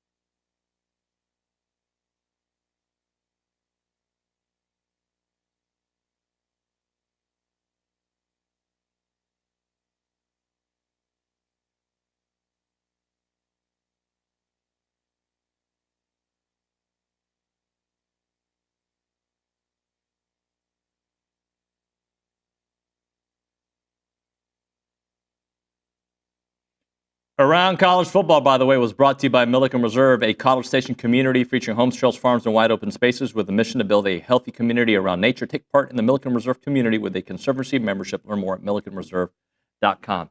This show's been fire. It's been. What are other words that like people like that? I feel like that was like 10 years ago word to. I mean, it's still people still use it. Yeah. Yeah. The show's been lit. No. No, that one kind of died. This show has been. Give me another one. I want something new. I want to be like the kids. The show's been stupid. Okay, that one's kind of faded away. Okay. The show's been a W. People say that. Yeah. This segment went nowhere quick. I want to read something that I found on the YouTube page. Let's see if I can find it. Blake says, Nuño, was curious to see if you saw that Bud Elliott, was saying that Reed yesterday is lower than Blake Shapen and Calzada. I'm supposed to have Bud on the show, I think, next week, or he said he would do it right before the season. I'm just asking. I don't know. I'm sorry, I'm getting worked up. I need to dial it back. I don't know. He might watch every game that Zach Calzada played. Right? He might. There are people that have time to. How many Division I programs are there? 119, 120? 130. I think there's 136. Okay, 100. Maybe you've got that kind of time. I will be honest with you. I just read about Calzada. I didn't watch. I saw a couple highlights on Twitter because he's our guy, right? Yeah. Cuban guy, by the way. That's my guy. His dad is awesome. Sister played at A&M too. But Blake Shapen played how much last year? Not a whole lot. Okay. I've seen Marcel do it. Yeah. I've seen Calzada. What he did at A&M was nice. Yeah. Right? It was nice. Solid. Maybe you can have that opinion. I just feel like what else did he say? Because he said something else, right? He also said that he has A&M going under 7.5 wins. I can't get mad at people's opinions. I really can't. No. Everyone's entitled to their own. Under 7.5, which means 7 at 5. No. I was what?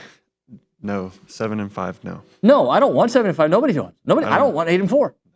I can see why 7 and 5 creeps up if you do not feel like the defense got better. Yes. If you feel that college football defensive coordinators now understand Marcel Reed better and they know how to defend him differently. Yeah. I can understand that. And the 3 road games. All right, you're going to lose one of those games at home that you shouldn't. And then you'd have to lose another one. Well, right. Is that Missouri on the road? Is that Arkansas on the road?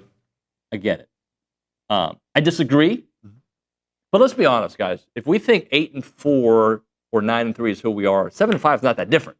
No. Right? Neither is 10 and 2. Don't beat yourself. Maroon Kool-Aid right there. No, I'm just saying, don't beat yourself. No. Kurt says I should have stood next to Landon and Marco. No, dude, there's a video with me and Olin at the Holistic Planning Cool Zone. I think even if I stood next to them, I would be. How tall are you? Like 6'2"? 6'4". Okay, I undershot you. But there's a video with me and OB where I'm standing. I look like I'm 5'3". Yeah. I'm 5'10".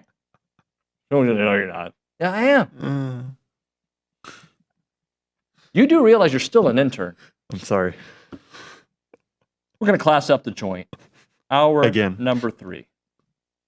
Trev Alberts. Less Reese Nygren, more Trev, more Billy. Dusty Dvoracek, 10:35.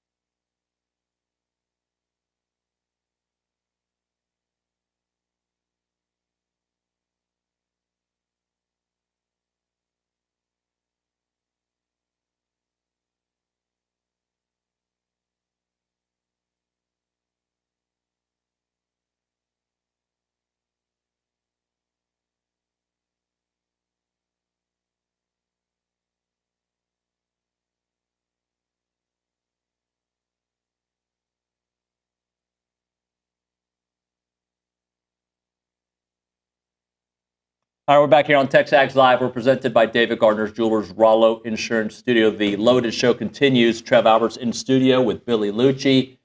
And Trev, 17 months into this gig, I feel like it keeps changing. Yeah. Well, it's great to be with you guys again. Great to have you in here on a Thursday. I know. It's a big deal when he comes in on a Thursday. Yes. That's what I've heard. And it gives me a reason to miss Friday. It's perfect. Is that your warning that you're not going to be here tomorrow? No. Okay. No, but it's been, we talked about this last time. I mean, every time you can spend 2 weeks and get back together and talk about all the changes. But, that's just the world we live in now, and you embrace it. And quite frankly, really proud of our team, not only our coaches, but our staff. Our entire university is, I think, attacked this change in the appropriate way. All of our donors, just everybody, you guys, I feel good where we are right now. Last we talked, and a lot of the listeners was at the TexAgs kickoff party. Call it 3 weeks ago. What's the latest development that's worth talking about on the NIL/revenue share front?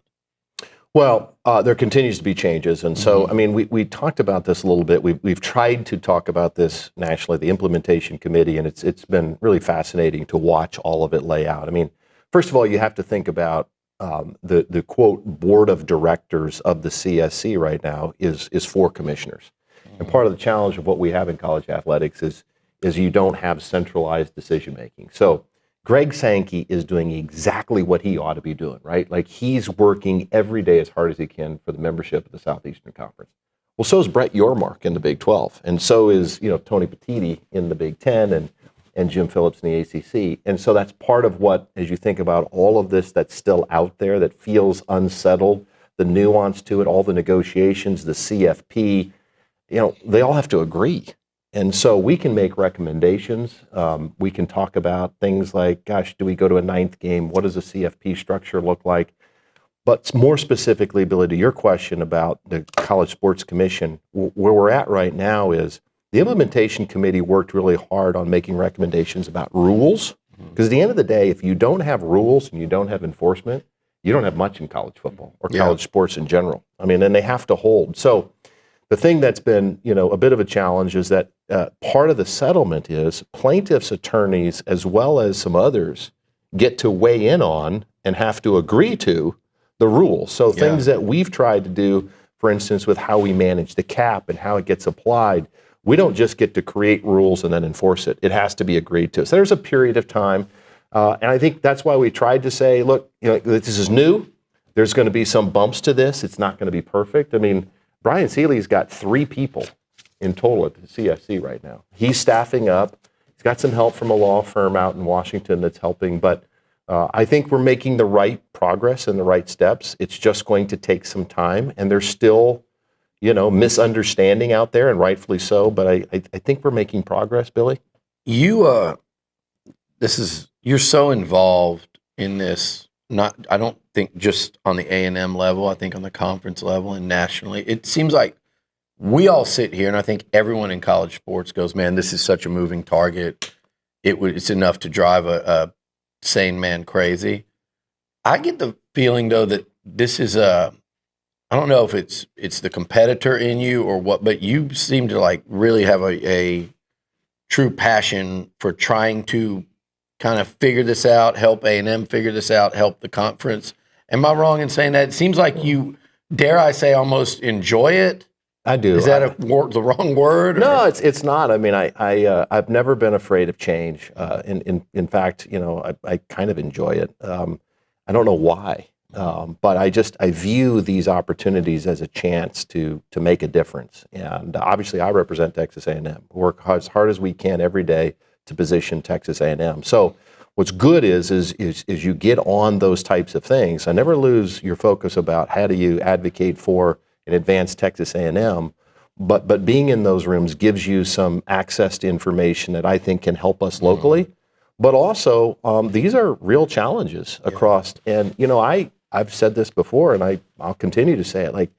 I'm the product of the blessed privilege of getting to be a college football player in the early 90s and late 80s. Like, I got to experience being a part of a team. I got all of the benefits. I wouldn't be sitting here with you today if I didn't have the privilege of getting a scholarship to play for Tom Osborne.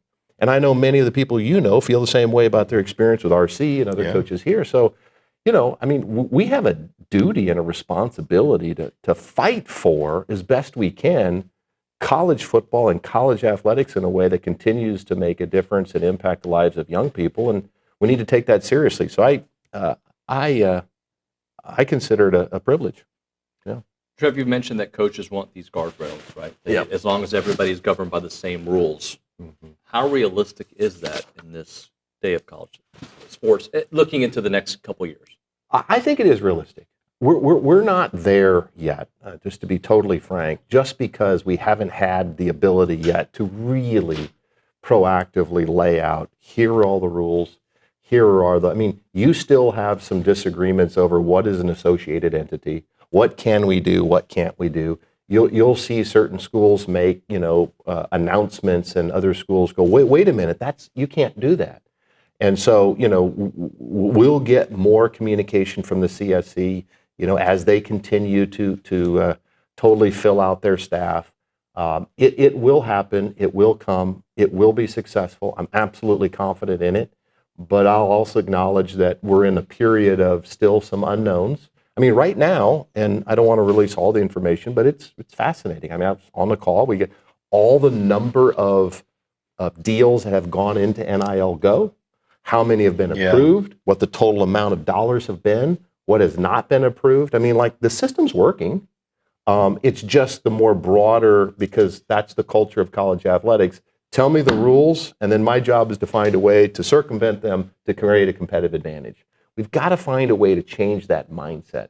And I think the structure that's been put in place is a good one, and I think it'll help do that. But we're still going to have some growing pains because of our history of coaches and others saying, well, I'll be a little bit hesitant to jump on board until I know that every school is absolutely, you know, dealing with the same set of rules and enforcement. And I understand that. I think that's fair. That part's so interesting to me because it feels like there's either going to be kind of a disregard for the change because just too many different entities and ADs and schools and presidents and coaches.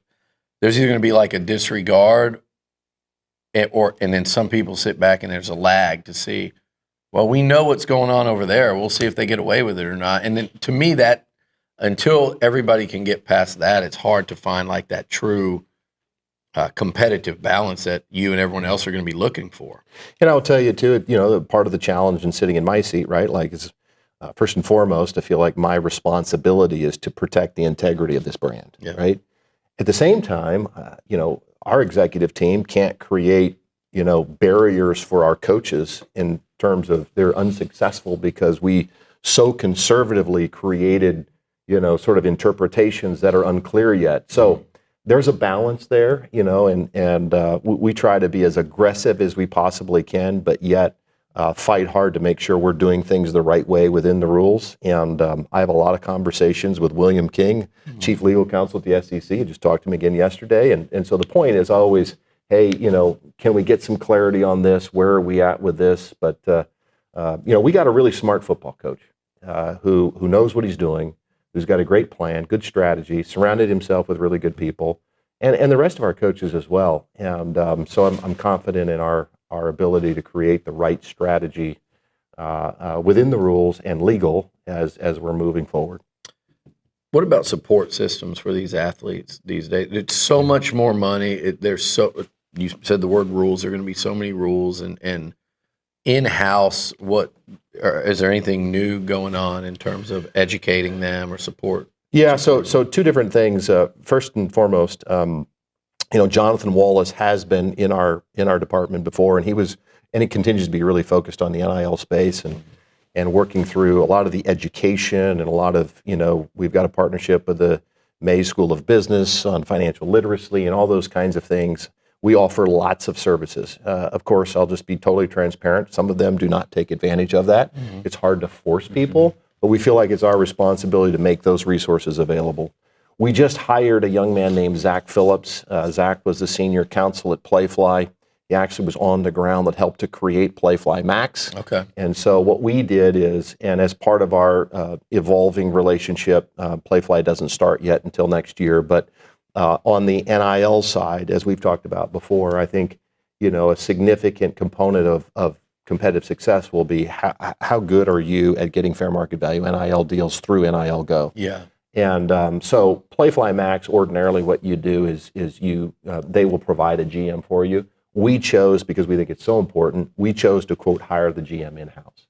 And so Zach has some really industry expertise. His job, and we're staffing up, there'll be 4 full-time people that are at Texas A&M that aren't selling corporate sponsorships, that are out engaged with the corporate sponsorships folks, but working with the Association of Former Students, that network, the people that run companies, and we got to do a great job. Obviously, the focus first with football, but all of our sports is to grow fair market value NIL for our student athletes. It organically grows your cap, right? So that's the piece that we need to leverage and be really good at. And so we made the investment of bringing Zach in-house. He's been here about 2 weeks now, and he moved here from Philadelphia. And so we've added to the firepower in that spot. So I think, again, we've first got to get the deals, and then secondly, in-house have the support on the back end on things like tax preparation, all those kinds of things. I feel good about the support that we have there in that area, Billy. Playfly, it's like you said, you guys are a few months into this thing and the transition. A big part of their attraction to Texas A&M was the brand, and you talked about that at our event. The brand power, the brand value for Texas A&M. For those listening that don't, I think even a lot of us in Maroon White underestimate where A&M ranks. The football program's trying to get there. Athletic department, across all sports, every year, every coach, every day. But where the brand is right now and kind of where it stands nationally, I do feel like the people listening, the people watching, still underestimate where this is at. But clearly Playfly did not. No, they didn't, and I just want to be very clear. We still are in the last year of our deal with Learfield, and I'm grateful to Learfield for the years of hard work. We still have local folks on the ground in sales, and so I want to recognize that. But yeah, I spent a couple days up in New York, I think a couple weeks ago, and really was re-energized after that trip. A couple floors right off of Broadway in Manhattan, and they've got 1,400 employees. They spend a lot of time and they work in the pro space, and this is hard for all of us. And you mentioned the people that watch the show and others. I first want to just say thank you to them. I want to say thank you to you. The reality is the brand growth is a result of a bunch of people that have invested in care, and so that's real. But you go up there and there's data scientists, and there's there's all of this kind of sort of very scientific stuff that helps to understand. I mean, if you think companies just invest willy-nilly in places, no, there's actual science behind that investment. And so what's interesting when you think about it, I mean, as we've all professionalized, I mean, we have to start thinking of ourselves as like a media company. I mean, Texas A&M Athletics is sort of like its own media company. And that sounds weird, but it's more about the brand value, and it's about everything that we do is going to be how strong our brand is. What your multimedia rights deal looks like, what your television distribution, all of those types of things is strength of brand. So we know where we are, we know where others are around us, and we have to create strategies and implement ways to try to accelerate the brand growth, and certainly not let it slide. And so winning is a big part of that. And we're confident in all that. But that's what makes me so excited about being at Texas A&M. And I say this as respectfully as possible. We've done great things here, but we've never done some of the. It'd be one thing if our brand value was there because we've just gotten done winning 8 national championships. Look at the upside potential and opportunity for Texas A&M. And that's what's exciting to be a part of. So when you were at preseason kickoff, it was a little bit after President Trump's executive order. So. And I know you all, I think, I remember Hunter speaking that he felt something was going to come out of it. What can come from it? Like, what can realistically happen? Well, I mean, clearly the President of the United States, first of all, you're just happy that the President of the United States cares enough and thinks there's value in college athletics to even talk about it. I think college athletics and college football is just critically important to just being an American. I mean, it's who we are. It's our culture. So I think that's really important. But, you know, the SCORE Act, which is sort of working its way through the House and has bipartisan support, is really, really important. And it helps to codify some of these things. And so I think, what can you do? First of all, the Office of the Presidency says this is important and we need to focus on it. That's important. Secondly, obviously, you know, he can affect change and he can influence, especially in his own party, those to support it. So we've got more work to do. Certainly, it's not imminent that we get congressional support. But I think what's encouraging is we're about as far as we've ever been in a really divided partisan, Congress and House. Look, it still faces an uphill battle, but I think if the president gets behind it and we can get something out of the House that makes sense, we may get some of the support. And quite frankly, it's the support and it's protections of the student athletes that they actually need. I think if you put all of that together, that's why we said it's going to be bumpy, it's going to be crazy, but you watch all this. As the CSC professionalizes, they scale up, we get the rules in place. Let's say we get some of that congressional support and help over time. Boy, now we got a durable, sustainable, fair system that we can all believe in and go forward. All right, let's hit a break. We'll do another one with Trev Alberts here on TexAgs Live, presented by David Gardner's Jewelers in the Rollo Insurance Studio.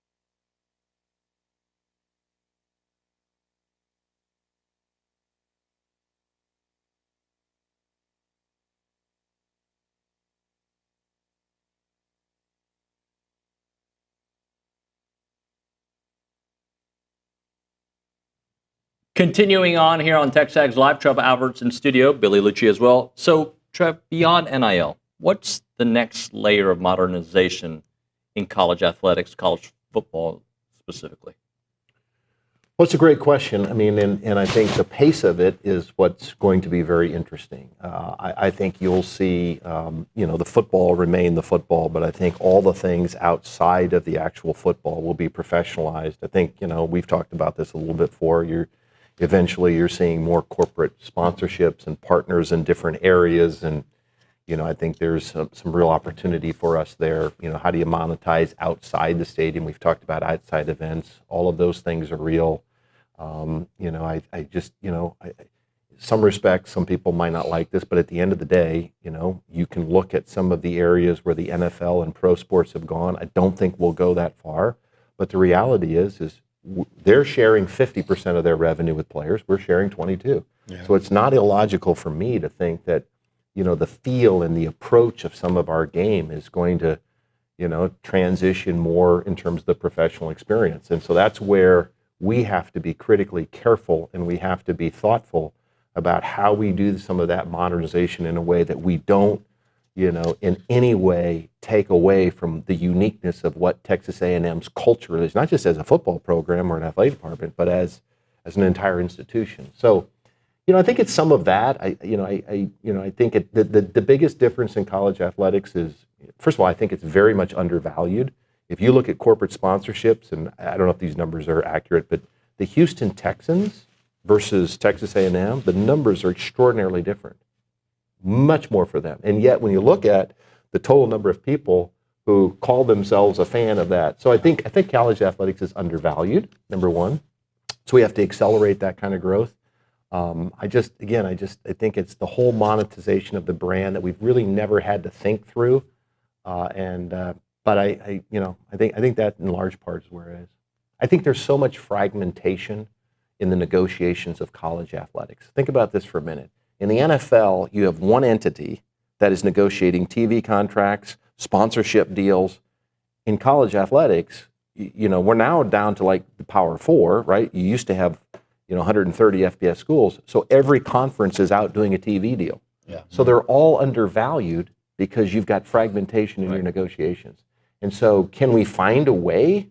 I'm not suggesting that the conferences go, but do you find a way to eliminate some of that fragmentation? Because Texas A&M can do great deals in and of itself, but it's going to be limited versus whether the whole collection of the SEC did a deal, right? Like one apparel deal. I don't know if you go there, David, but I think you're going to see some of those types of trends which are more professional in nature.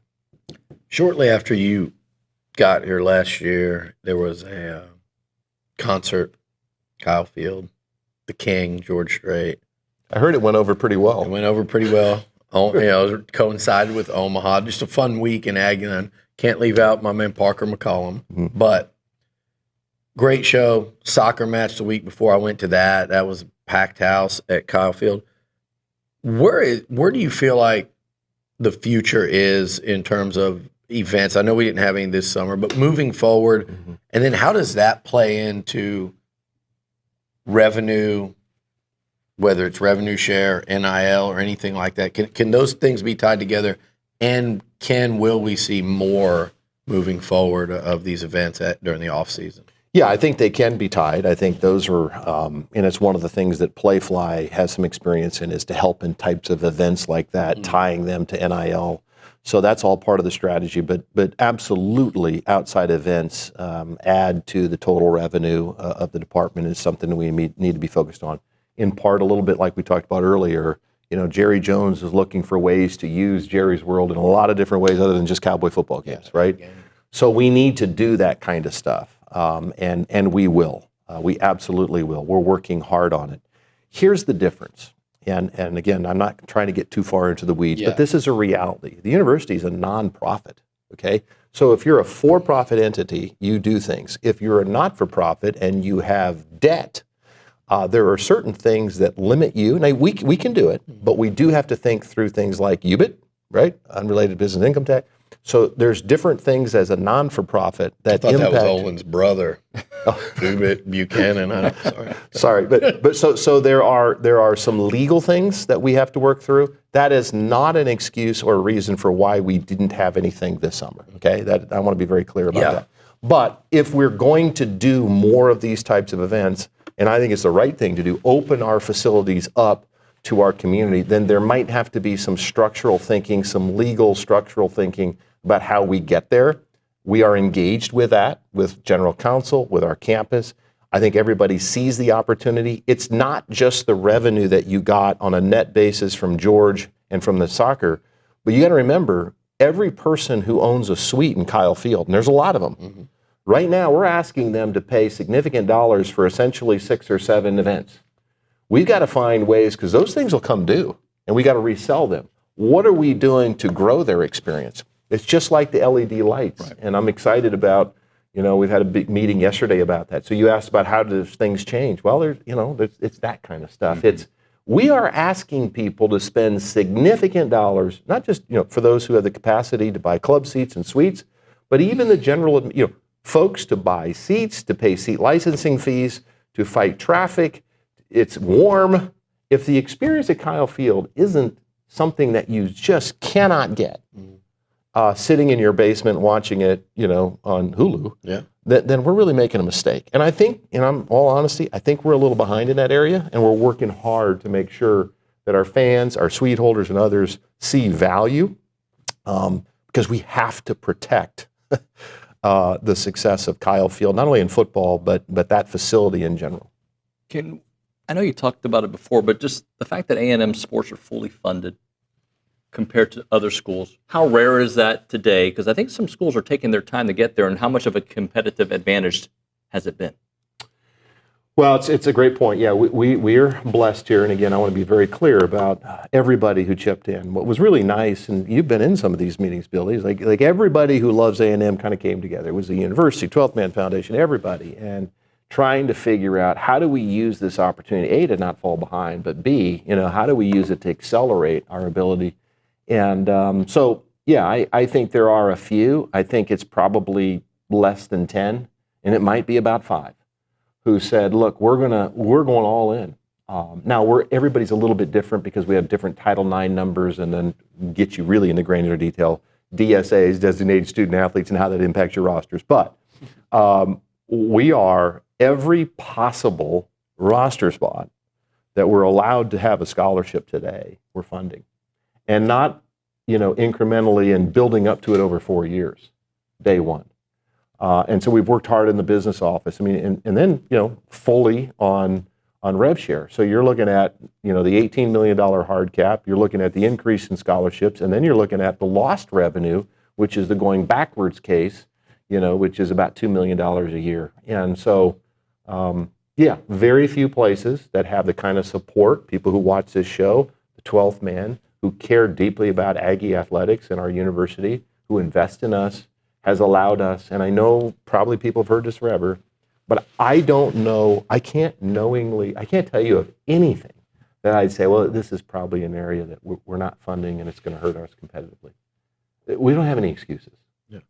The 12th Man has given us everything we need. And it's our time to go out and execute, put our heads down, keep working, and just get it done. And I'm really proud of our coaches and our staff. I feel like people are executing in that way. So a great privilege. That's one of the reasons why you want to be at Texas A&M. And we're just grateful for it. It's a blessing.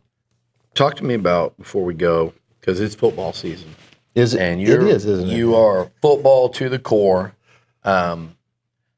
Your relationship with Mike Elko, and just kind of 30,000 foot, the difference you see today versus a year ago. It's practice, I get it, but just in terms of the A&M football program today versus a year ago at this time. Well, look, at this time of the year, the one thing you always administratively want to be careful about is I don't want to do anything like to put added pressure on the coach. You will never hear me say, we need to win this number of games. There's so much nuance to it. There's all that. But, I just think these jobs more than ever before require the athletic director and the head football coach to have a partnership. and a trust.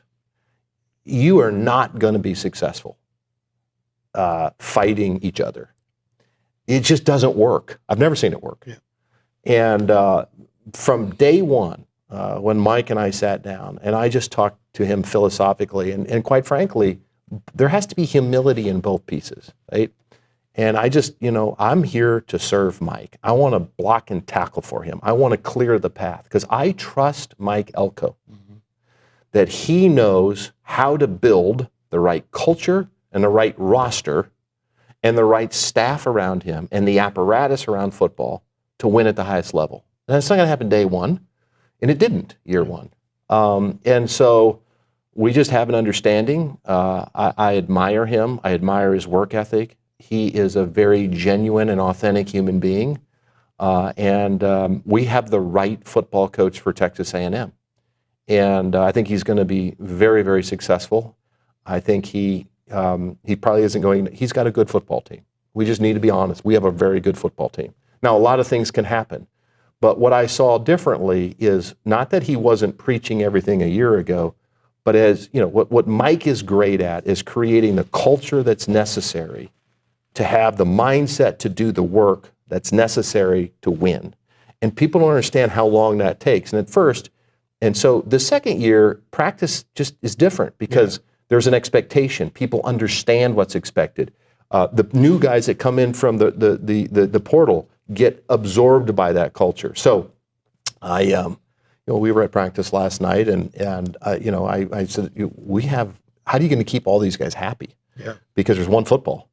But I think that's part of the culture that Mike has built. It's about the team. It's about Texas A&M. This is not about any one person. And so, when you go up to an individual and thank them for all their hard work in creating the roster, and their first, comment out of their mouth is, "Hey, it's a total team effort." That's Texas A&M. Yeah.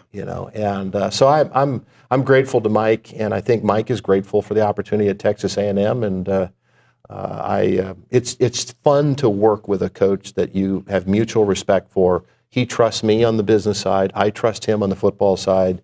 And if he has a problem, he calls. I do the best I can to help him, and vice versa.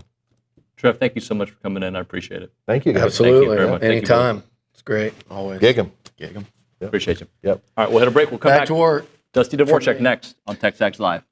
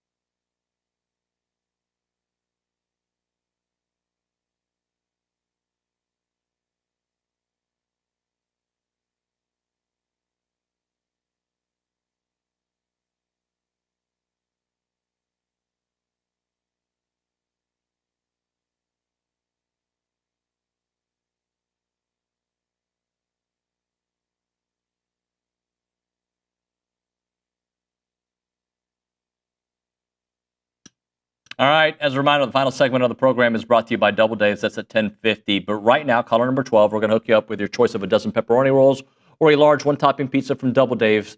They've been serving Aggie Land since 1984 with your favorite pizza and, of course, those world-famous pepperoni rolls. Reliable in-house delivery, bringing piping hot goodness straight to your door. Just click on doubledaves.com and your favorites are on their way. Looking forward to our next interview. Dusty Dvoracek joining us here on the Buppy's Catering and Bartending Hotline. We listen to him every morning on Sirius XM, and of course, you remember his time with Oklahoma and beyond. Dusty, how you doing, buddy? I'm doing great, man. How are we doing today? Great. So I was listening to you this morning, and you weren't specifically talking about A&M when you made this comment, but I thought about A&M. I didn't hear the lead up, but you were talking about Georgia and Gunnar Stockton and having to be careful not getting hurt. And he's like, any program that loses their starting quarterback would be in a lot of trouble. And I was like, Dusty, I wanted to call you right there. A&M, that's been our story since 2021. Every year it's multiple quarterbacks. And I just wanted to relay that to you. That's kind of been the life here recently. It really has. And I was not thinking about Texas A&M. I just think in general, it's tough to have depth at quarterback, right? Because, as we know now, Connor Wigman, who had his issues, he's gone. Haynes King, he's now at Georgia Tech. You think about the revolving door in College Station and around college football, especially in that quarterback room, players are so quick to go somewhere else. So it's just, they are prized possessions and you want to protect them. But a guy like Marcel Reed, man, Colin Klein with his background, one of his big weapons, one of the big parts that I think strikes fear in defenses is that ability to run with the football. Now, clearly, I would say Marcel not built like his offensive coordinator, and you don't want to run him. I think it was 310 times Colin ran it his junior season at quarterback. You don't want to do that, but I think it still has to be a part of what you do. But being mindful of situations and when to protect yourself, when to get down, when to go out of bounds, just be smart and recognize that it's a long, grueling season, especially in the SEC. Preservation is so important, as Aggies fans know very well, especially here recently with that quarterback position. Dusty, where are you on A&M? And I'm just going to set some parameters for you. Let's just say Marcel takes a step, right? If Marcel takes a step, there isn't an injury at the position. Where are you on A&M? I like the Aggies. I put them at 15 in our preseason poll, and I struggled. There's three teams that I don't do my preseason poll based off of where you finished last year. I do it based off where I think you're headed this year. And everyone can do it however they want, but that's kind of the way I look at it. And I really like this Aggies team. I've got four at the top in the SEC. I think the SEC is wide open, first and foremost. I got four at the top, and then that's LSU, that's Bama, that's Texas, that's Georgia, not particularly in that order. And then right after that, I'm high on Florida. I'm high on Texas A&M. And it's not because I got the helmet behind me and I went to school there, but I'm high on Oklahoma. And I think those three programs take a jump. And it's not going to surprise me if Ole Miss, if South Carolina, and maybe Tennessee take a step back. That's kind of the way I see it. And so I look at Texas A&M as a team that I think I pinned it at 9 wins. I took the over on 8.5. But would it shock me if they were able to get to 10? No. I think that game week 3 in South Bend is crucial. I think it's not necessarily, it's not an SEC game, but where are you? Because I personally think Texas A&M offensive line is going to be really, really good. I think that's going to be a strength of theirs. At what point do you get Le'Veon Moss back? I don't know. I know I've read different reports. He'll be back for that week 3 matchup. We'll see. But you get Reuben Owens back. I can't wait to see him. And so I just think that with Marcel, who from my understanding has improved as a passer, I think you're going to have a little bit more balance year 2 with him and his coordinator. I like that mix. And I got to tell you, I think KC Concepcion is one of these most under-talked about transfer portal gets in the country. I love this guy at NC State. They played him at running back. They played him at receiver. They gave him the ball in a multitude of ways, could beat you over the top. Underneath shallow routes, gets open, really good in small spaces, good with the ball in his hands. I think Colin Klein is going to really utilize him in a lot of different ways. So I'm high on them. And look, I'm a Mike Elko fan. I thought, as you guys saw when he was the defensive coordinator in College Station last time, and they were a top 5 defense in the country, we saw what he did at Duke. And the fact that after that USC game, he basically said, enough's enough. I'm making sure the defense improves from here. When I look at everything, and look, I know you're losing some key pieces, the Shamars and Nick Scorton up front, but they've recruited well. I think they can replenish that. The back seven's basically intact. I mean, you've got pretty much everybody coming back. And now Mike Elko's saying, I'm holding everyone accountable, and I'm going to see to it that this side of the ball is improved. I like A&M year 2 with Mike Elko at the helm. Dusty, regardless of the reports earlier in the week on John Mateer and the whole gambling thing, which looks to be nothing, I came away out of SEC Media Days thinking, God, everything I'm hearing about this guy, like he could be the real deal. So why are you high on Oklahoma considering that crazy schedule? Is it because of Mateer? Well, yes, it is. It's Mateer with Arbuckle, right? They've worked together 2 years at Washington State. You're not starting over at offensive coordinator and quarterback. Yes, they're both new to the program, but they're very familiar with each other. This is year 3 for them, and they can keep building. So they come in together to teach this offense to everyone. I love that combination. That's why I think Marcel Reed year 2 with Colin Klein. I think you look at Cade Klubnik at Clemson. Now it's year 3 with him and Garrett Riley. I think that the longer a quarterback and a coordinator in particular can be together, can learn one another, and can get familiarized and comfortable, I think the better. So I think that's huge for John, just that continuity with the coordinator. He's he's got some swag to him. He's got an edge to him.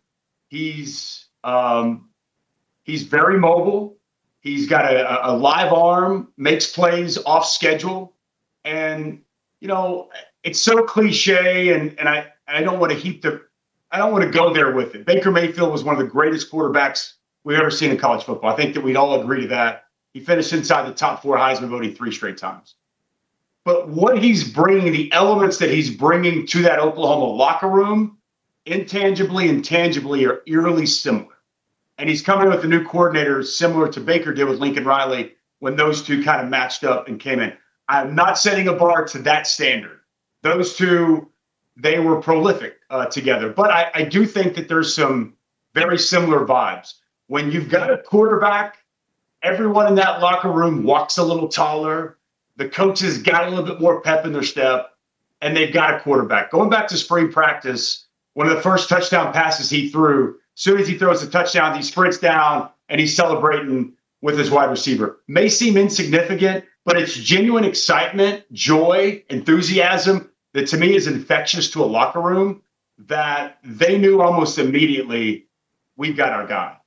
And then you couple that with an offensive line that's going to be better, a receiving core that, again, this is all barring injuries are not a factor for every team we talk about because they were clearly a factor for Oklahoma last year. That receiver room is going to be in a much better place. I think this will be the breakout year Deion Burks had anticipated. And we haven't even touched on Jade Knott, that in 2023, you could argue he's the top 5 running back in the country at Cal.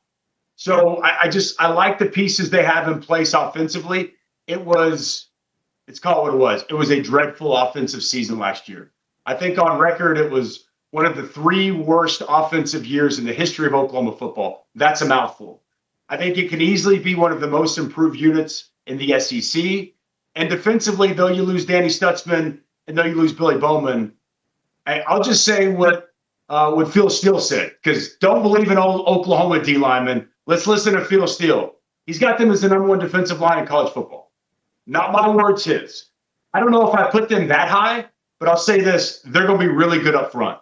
So to me, when you can play really good at the line of scrimmage with a defensive line and you've got really good quarterback play, you're going to give yourself a chance. So that schedule's daunting, there's no doubt, but I'll be surprised if Oklahoma isn't vastly improved this season.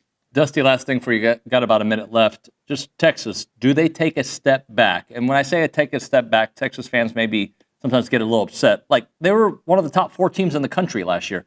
Do they take a step back with some of the changes, or do they take that next step up?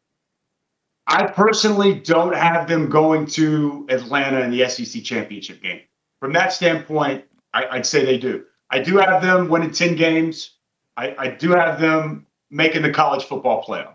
So, I don't have them in my championship game. So, I mean, we'll see. Look, I think their defense is going to be wonderful. I have questioned an offensive line. They've recruited well. What does it look like with all these new pieces? And I think Arch is going to be great. But don't we expect, like we see with most other quarterbacks, first-year starter, him to have some hiccups? I mean, I feel like the bar, Heisman Trophy winner, national champion, number one everywhere, it's almost unrealistic expectations for a first-year starter. So given where they were a year ago in Atlanta, college football playoff semifinal, I guess I do have them taking a step back. But listen, for Oklahoma fans, for Aggies fans, you may not want to hear this. Sark is an outstanding coach, and they're not going anywhere far for a long time the way I see it. They're going to be at the top of the SEC and the top of college football for the foreseeable future. Dusty, this was great, man. Thanks for making a few minutes for us. I appreciate it. All right, thank you. See ya. Dusty Dvoracek there on the Buppy's Catering and Bartending Hotline. We'll hit a break. We'll come back with a short segment here on TexAgs Live around the SEC, brought to you by the Jackson Group, by the way. All right, Brazos Running Company, they're located at Century Square. I ran by there the other day. Locally owned, they're Aggie-owned and operated. They're a specialty running store with the best selection of shoes. When it comes to shoes, I'm talking about running shoes, any kind of fitness shoes, walking shoes. Let that be the first place you go, because not only are you supporting a local business, you're also getting the best goods. They have it all when you go to the Brazos Running Company, and they're very passionate about finding you the right shoe. So make sure you have them find it for you, because they'll put you through a battery of tests. When I say battery of tests, they'll put you on a treadmill and see how you run, and you'll get the right shoe for you.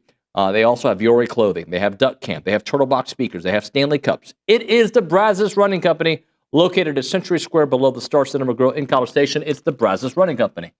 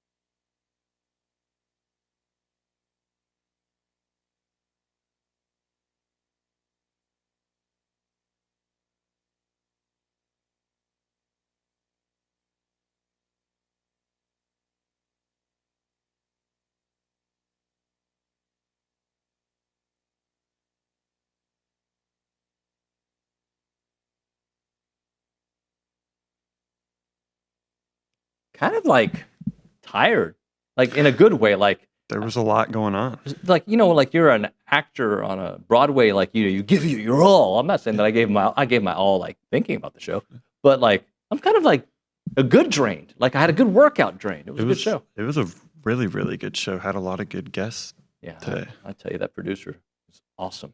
Let's go to the Angry Elephant News and Social Center. Reese Nygren, who was already talking, but I just want to get the plug in there. You had a couple things that came up. Yeah, we'll start off. Notre Dame, obviously, in a quarterback battle. It was reported by On3's Pete Nakos that Minchie has the upper hand over Carr so far. That's interesting. And I think you said there's one more? They have 2 more scrimmages left. left. 2 more scrimmages. Yeah, which is...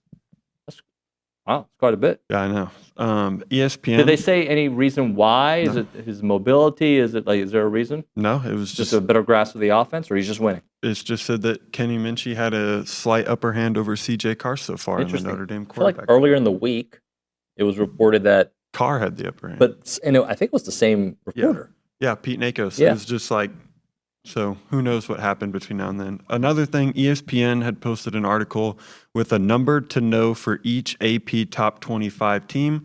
Their number for the Texas A&M Aggies was 16.2%, which happened to be today's 25 and 25 player Cassius Howell's pressure rate last season, which is the 6th best among FBS players and the best of any returning SEC player. That's pretty darn good. And it's fitting because of our guy today. Yeah, it was pretty fitting. And then ESPN posted an article highlighting and kind of tearing off each SEC quarterback. And Marcel Reed found himself in the don't sleep on them category, along with Arkansas's Taylon Green and Ole Miss's Austin Simmons. Okay, awesome. Thank you very much. Yes, sir.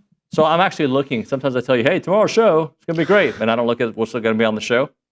Tomorrow's show might compete with today's. Oh, no. Well, I mean, close. We've got Jamie Morrison on the program. Ooh. I like him a lot. That's good. I think we're going to have Dave Clawson on the show. Okay. Okay. I think we're going to have Max Wright on the show. Oh, wow. I love me some Max Wright. And you saw him today, Billy Lucci. Billy Lucci. That sounds like a good Friday show. That's a pretty good follow-up to today's show. And then next week is my final off-season week. Mm-hmm. And then we go into game mode, bro. There is games next. You're a fan of week 0.